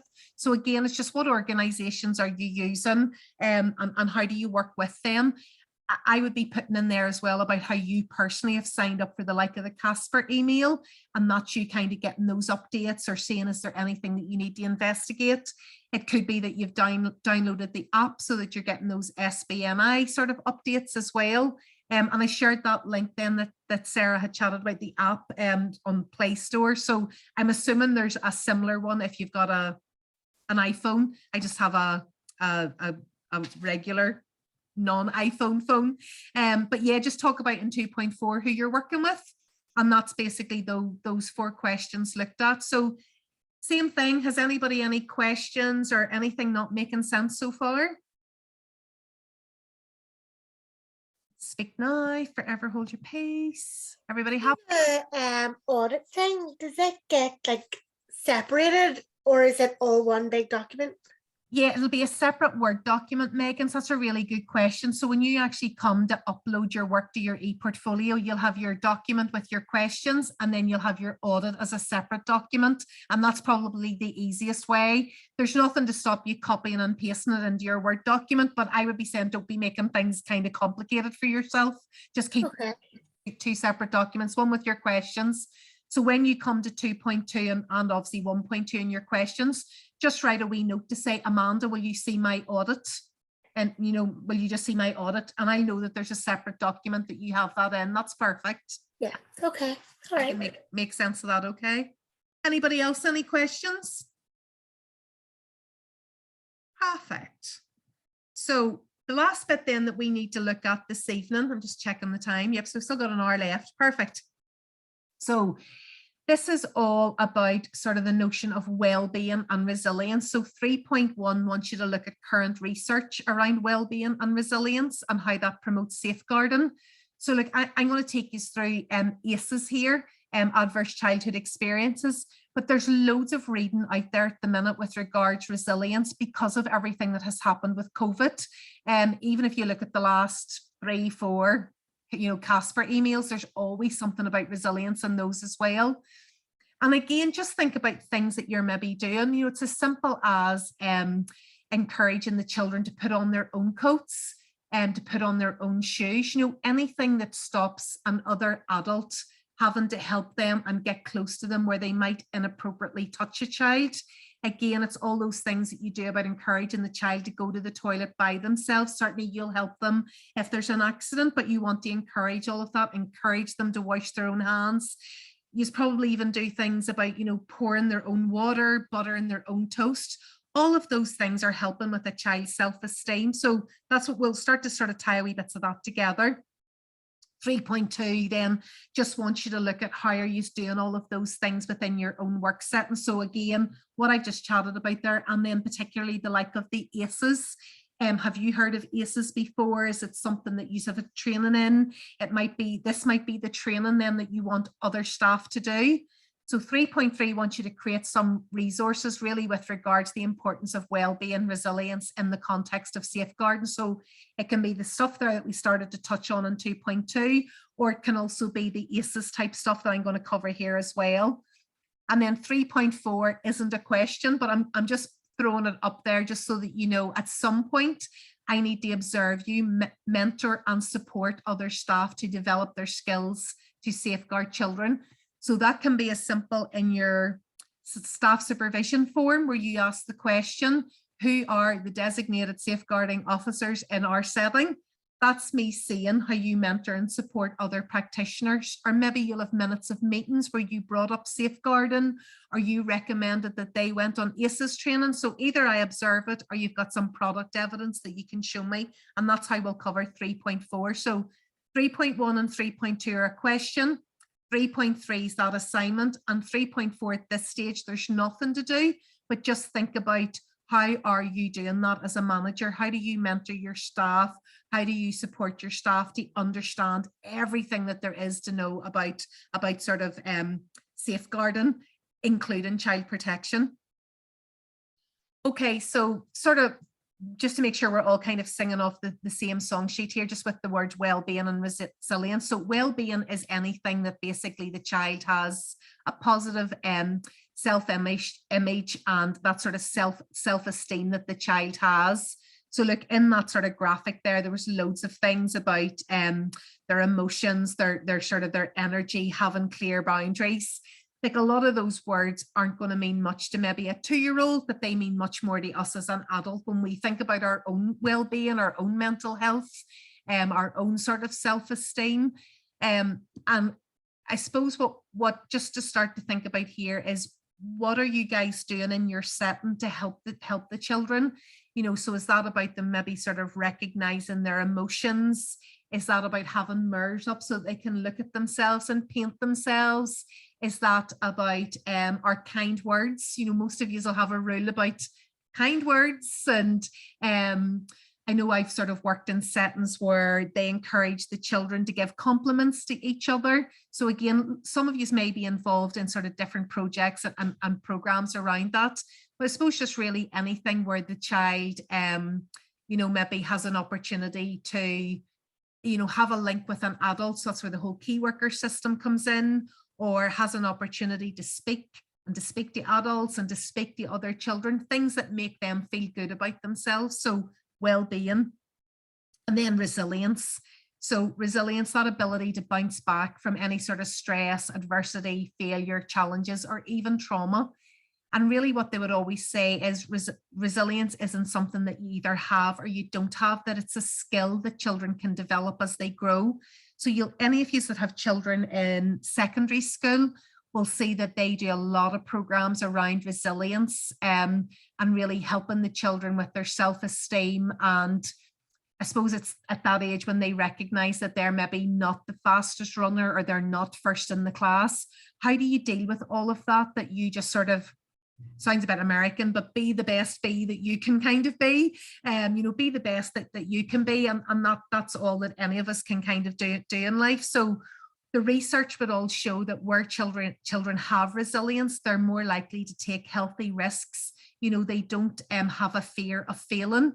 I know when I was doing my PGCE, we looked at a grammar school up in Derry, and one of the things that they've been doing for years, they have kind of failure week.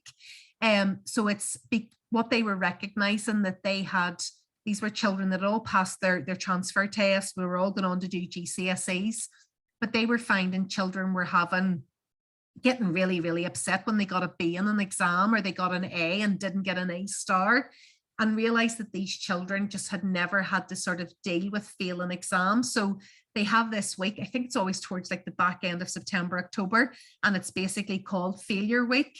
And the whole idea is to study things that you don't know anything about it. It's to do things that you're not going to be able to do because you haven't practiced them enough. And it's to give the children that feeling of what it's like that you don't know everything, and that you need to kind of get over it a wee bit and learn how to sort of bounce back. That basically, what kind of doesn't break you is going to make you stronger type thing. And they've tied all this notion of resilience into really how children are growing up now. So, one of the things that we'll look at in one of the units is about play. If you kind of think back to when you were probably a 7 or 8-year-old, chances are you were playing outside, you were playing outside your house, you had freedom to maybe roam about the streets, or you were out playing Kirby with friends, or you were out on a bicycle that was too big for you. And really, children nowadays don't get those same opportunities. They tend to be inside their houses. They tend to be on electronic gadgets. So they're not getting those opportunities to develop resilience by being outside and playing with different children. Even what we do in daycare, we keep them in little age groups. You're in the 0 to 1 room, the 1 to 2 room, the 2 to 3 room, the 3 to 4 room, whereas really we all learned by watching older children and younger children. And that's just something that children just don't get the same opportunities. There's even research around the age group of children most likely to be knocked over by a car because they didn't know how to cross the road, weren't paying attention, is 18 years of age. So we have kids leaving school and they do not know how to cross the road safely because they're too busy looking at their mobile phone, or nobody ever taught them because they weren't out playing in the streets. Where to me, that was kind of one of the first things we learned. We seen a street coming down, we all jumped back on the curb, we jumped off the road. So lots of stuff there about that whole area of resilience and how do we develop that with children. So it's about when they fall over, we don't run over to pick them up, let them learn how to pick themselves up. It's okay to fall over. We get up and we try again. So what I wanted to tie this in was ACEs. So just kind of before we start, has anybody done any ACEs training before or came across this phrase, adverse childhood experiences?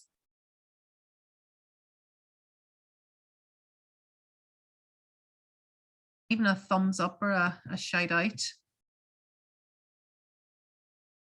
A couple of thumbs downs. Anybody else?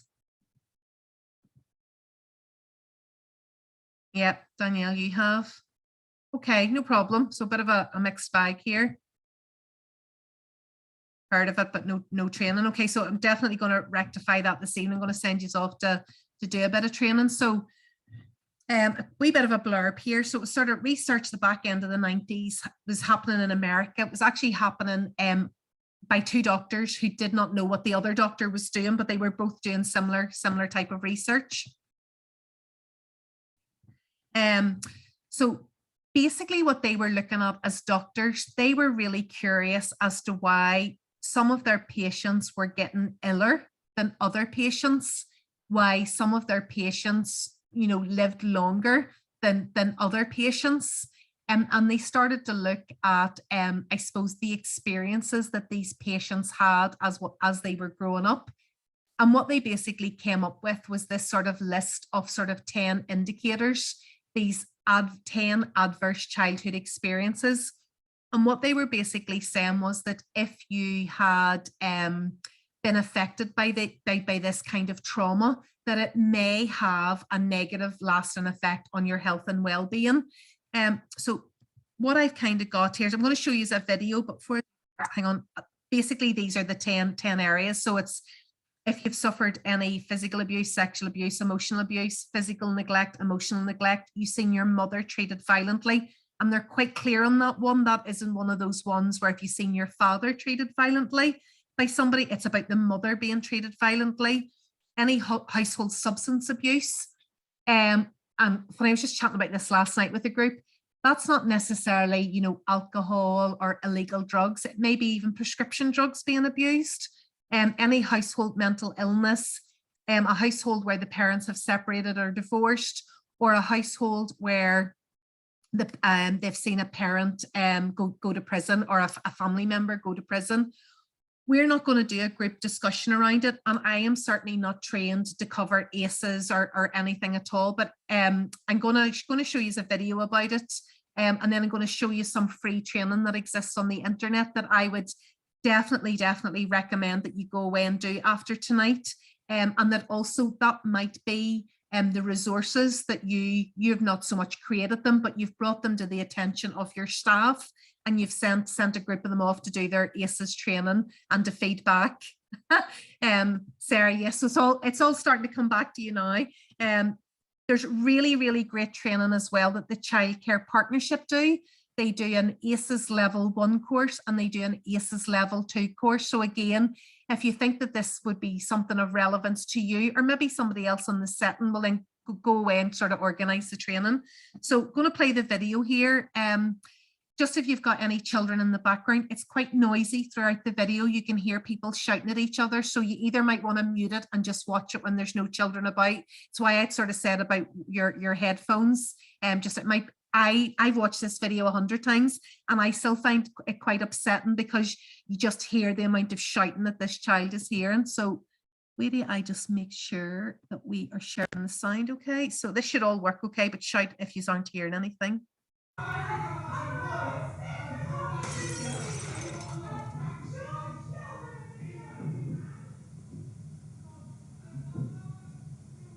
My parents don't understand. All the drinking and fighting means I'm scared. I'd like a cuddle, perhaps a bedtime story, but mostly I'd like them to stop shouting at me. And sometimes they hit me. Feeling scared every day and not feeling loved or wanted will change me for the rest of my life. Later, I'll have problems at school, problems with alcohol, and I'll get in trouble with the police. What's happening to me right now means I'm more likely to have serious health problems in middle age and die sooner than I should.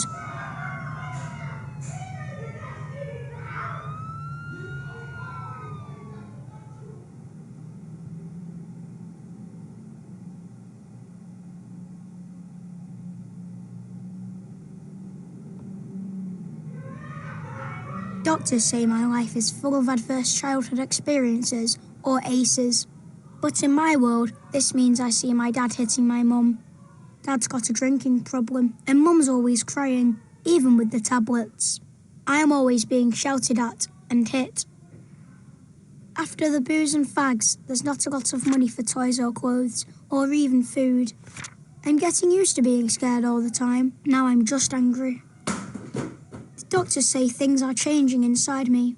My brain isn't learning how to control my feelings properly. My body can't relax like those kids who don't have ACEs, so my body won't be able to repair itself properly when I get older, making it more likely I'll get cancer or heart disease as an adult. It hurts when my parents hit me, but the real damage is hidden, and that damage will be with me for life.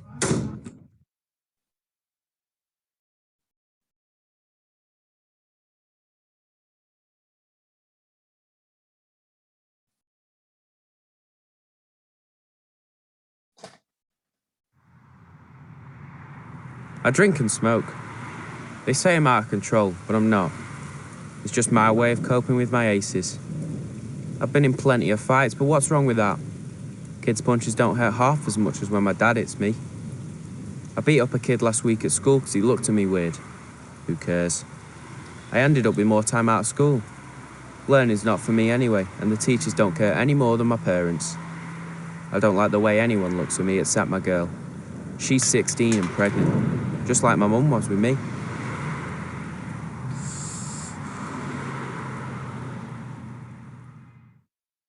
So this is where I've ended up.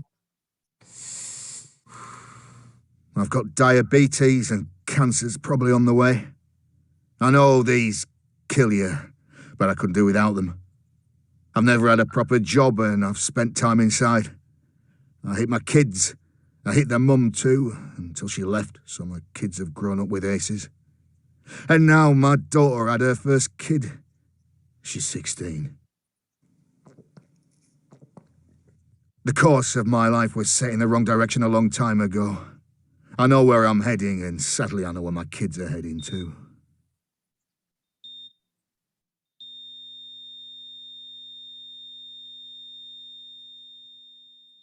This doesn't have to happen. A little help in childhood makes a big difference to where life takes you. When I was a baby, the nurses noticed that my mum wasn't coping and helped her and explained how important my childhood is to the rest of my life. So, with a bit of help, she coped. The police came round after next door complained about the noise from Mum and Dad fighting. They asked how I was feeling. I told them I was scared all the time. Mum and Dad got help. The shouting got better and the hitting stopped. I even got some bedtime stories. I still had problems at school, but the teacher asked me about what was happening at home. I got help controlling my feelings. It wasn't a lot, but it was enough. I'm now married with 2 children, and I've got a job, most of the time. I haven't repeated the same problems with my kids. We got help when being a parent got too much. Our children are ace-free, and that means their kids stand a good chance of growing up ace-free as well. Almost half the people in England and Wales experienced 1 ace as a child, and 1 in 10 of us suffered 4 or more aces. If we stop aces, millions of children would not become smokers or binge drinkers, and levels of violence in adults would be cut in half. Fewer aces in childhood also means fewer adults developing diseases like cancer, heart disease and diabetes in middle age. We all need to be ace aware. Are you? Doctors, police, nurses, teachers, firefighters and most importantly parents. The more you know about aces, the more you can help stop children growing up with aces in their lives. And for those of you who have already suffered aces, the more you know, the more you can help yourself and others who have suffered aces cope. So I think that video sort of explains just that impact that aces can have. And I suppose, generally when I sort of talk this through with groups, it's about, recognizing maybe even some of the children that you're aware of at the minute, and you're aware that they are suffering from some of these aces, and just that impact that it's having on them. It's affecting, it has affected maybe how their brain's wired, or their body constantly being that sort of stress, sort of flight or fight type mode as well. And just, I suppose, how we can recognize it and sort of be sort of trauma informed. And that's the phrase that we're sort of hearing. And I think if it hadn't been for COVID, we'd have been further on in this sort of ACEs journey and sort of hearing more information about it. There's a great organisation to follow called Irish Attachment in Action. They're on Facebook, they'll be on Twitter, and they have a great website as well, but definitely well worth a bit of a nosy just to follow them as well. This is the training then that I would be recommending as a real sort of intro training. It says there it takes 50 minutes to do. I had a level 3 group last night that did it for me. Most of them had it done in about 10 or 15 minutes. So I'm not going to get used to do it tonight as part of the class, but that's the website there. So it's just www.acesonlinelearning.com. When you work through it, I think there's about 10 questions at the end. So you get like a score, but you also get a little certificate. just to say that you've been on ACES training, you've had an introduction to adverse childhood experiences. And this course it's been funded by the Home Office, so it's a government approved training course. So again, if you've never done any training before, obviously I've covered a little bit with you there this evening. I'm certainly recommending the childcare partnership training, but in the meantime, there might be a course that you want to do and you'll get a certificate at the end to say you've done the training, and it might be something that you want to look at with the staff that you're working with in your room. It's absolutely free. All you need to do is basically give them access to a laptop, and as I say, 15-20 minutes, you know, the majority of people should have worked through it. They're sort of saying give yourself 50 minutes, but we would tend to find our level 2 learners, you know, they even work through it in about 30-35 minutes. So the average adult's going to work through it sort of in about 20 minutes, 15-20 minutes, but definitely recommended. It's well worth doing. And that's our ACES. There's the organisation I was chatting about, Irish Attachment in Action. Highly recommend following them. They tend to, well, up until COVID, they would have done a conference every year. I got to their conference one year. They hold it in a different part of the island of Ireland. So my particular year, they just happened to be in Omagh. So I was about 5 miles away from them. So it seemed too good an opportunity to miss.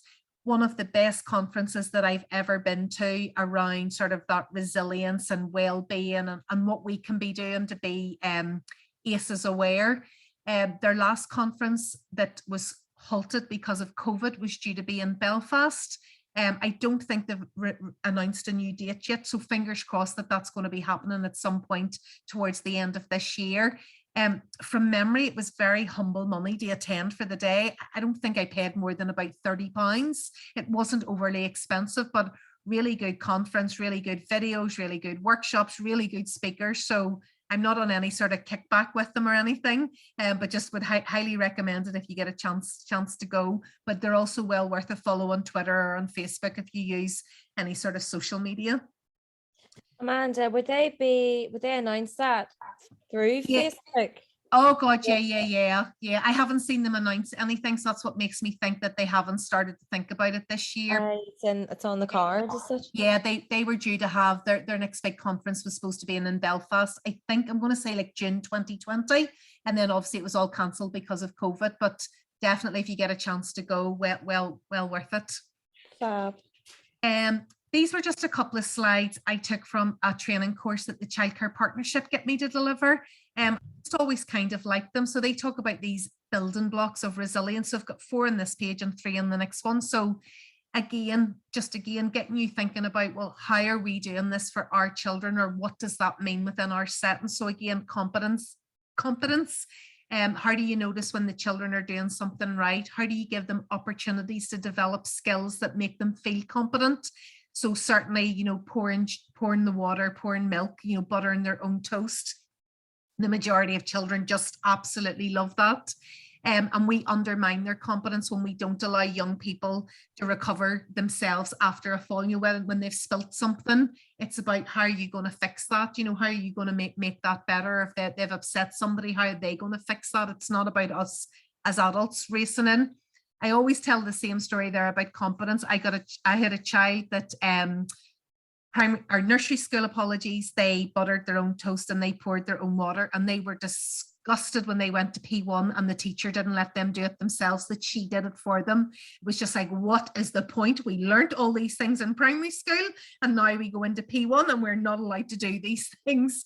So they really felt that they had developed these really important skills, and they were really proud of themselves that they could pour their own water, pour their own milk and butter their own toast. And all of a sudden that was taken away from them. I just still remember them being so upset by not being allowed to do those things for themselves. We need to give children confidence. We need to help them make connections, you know, people who help us, you know, our local shops, our local community, and, you know, just those things about getting to the local park, the local forest, and being aware.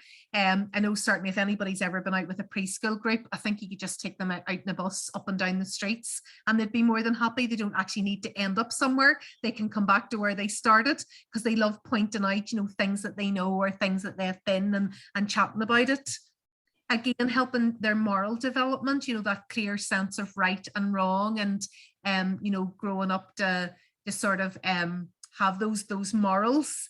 They're all things that we can be doing. We can be good role models. We can admit when we made a mistake, let them see that it's okay. And as adults, we apologize and we say sorry for things when we know that we have messed up. Again, contribution, how do they, is it, collecting, it could be collecting food for a food bank. It could be dressing up in spotty socks for children in need and bringing in £1. It could be giving out sort of compliments to other people. Those things that they feel that they have helped other people. Again, giving them some coping strategies. So some of you will be doing that with things that you do around mindfulness and maybe breathing and bits of yoga practice. Maybe even just where we're going to breathe in through our mouths and we're going to hold it, and then we're going to breathe out for 4. Those things that we teach them to do when they're feeling agitated or aggravated or frustrated. And again, then just control, that the children feel that they've got control over things, that they've got choices. So again, it can be as simple as snack time. Do you want to have some toast, or do you want a piece of fruit? Do you want to play with the puzzles? Do you want to play with the water table? Do you want to play in the construction area, where they get to have a choice over things that are kind of happening to them? And certainly anybody that has a toddler or has tried to dress a toddler, they get their own dress sense at around 2. And it was never about sort of trying to control, you will wear this, but maybe putting out a choice of outfits, what pair of trousers do you want to wear? And therefore they feel that they've got that control, and that can sort of lessen those sort of behavior issues around that. They just want to feel that they have some choice over things that they're being made to do. So useful to start thinking there about these building blocks of resilience and what we can be doing to help children develop that. So again, allow, encourage and promote healthy risk taking, resisting that urge to fix it, teach problem solving skills, label your emotions, lots of role modeling, and embrace your mistakes. So all the things I've chatted about there, that's them all sort of summarized there, but just strategies that you would want to be using in your work setting, all under this banner of building and promoting resilience. So this video is much quieter in sound. So if you had the other one turned down because of the squealing, you'll probably want to turn this one up. But I just think it's it's only about two and a bit minutes long. And it just talks about why it's so important that we build resilience in children. So shout if you can't hear the sound here. There's no sound yet. Right now. Resilience, it's not some magical quality. It's something that really can be built, even in difficult circumstances. The key active core ingredient to building resilience are the relationships the kids have to others who care about them. Of course, families play a very important role, but nobody raises children in isolation. We have a huge amount of research to show the powerful impacts of teachers, coaches, other adults in the community with whom children have a chance to develop relationships, who play that critical supportive role of building resilience. As a result of responsive interaction, children build simple skills of coping and adapting. How to stop crying, how to regulate your behavior, being able to defer gratification. You have an adaptive toolkit that allows you at moments of stress or challenge to bring out a number of potential skills that allow you to get through it. As children get older, the sophistication of those skills increases. Being able to monitor situations, solve problems.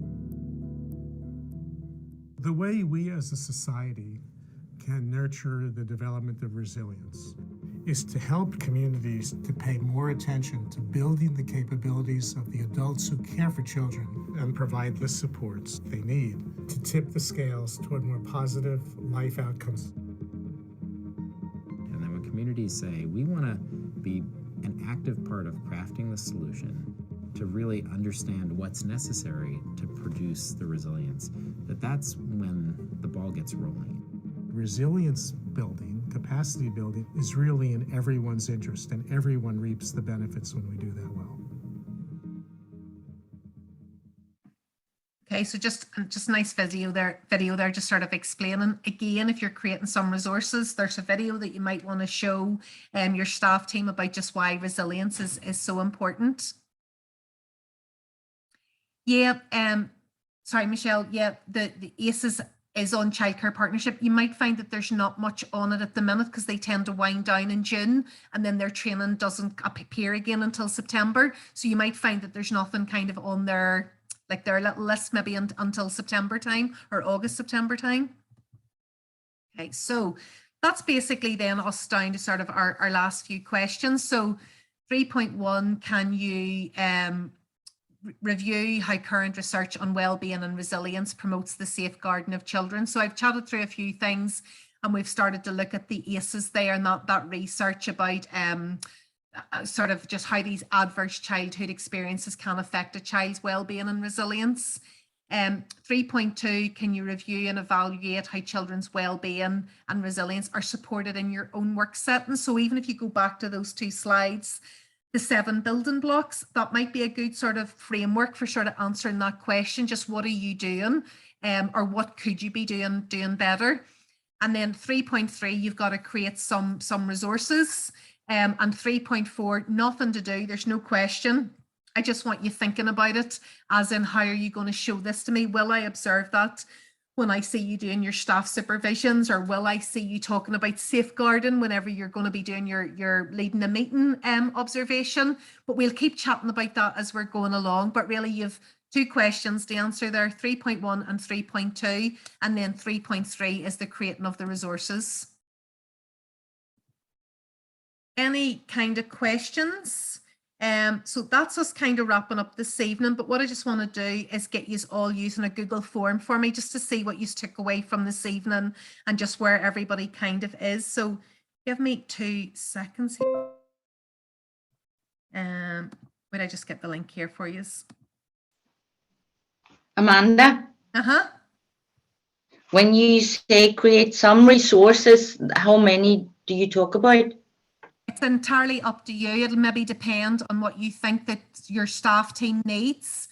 So I've seen PowerPoints with 4 or 5 slides on it. I've seen a poster. I've seen a leaflet. It's entirely up to you. Just whatever you think kind of answers that question. They don't dictate it's a certain length or anything at all like that. Okay. Okay, so that is a clickable link that should work. It's just a Google form with a few questions. If you wouldn't mind taking a few minutes and answering those questions for me. And when you've answered, if you have any questions, please hold back. I'm going to stop recording here.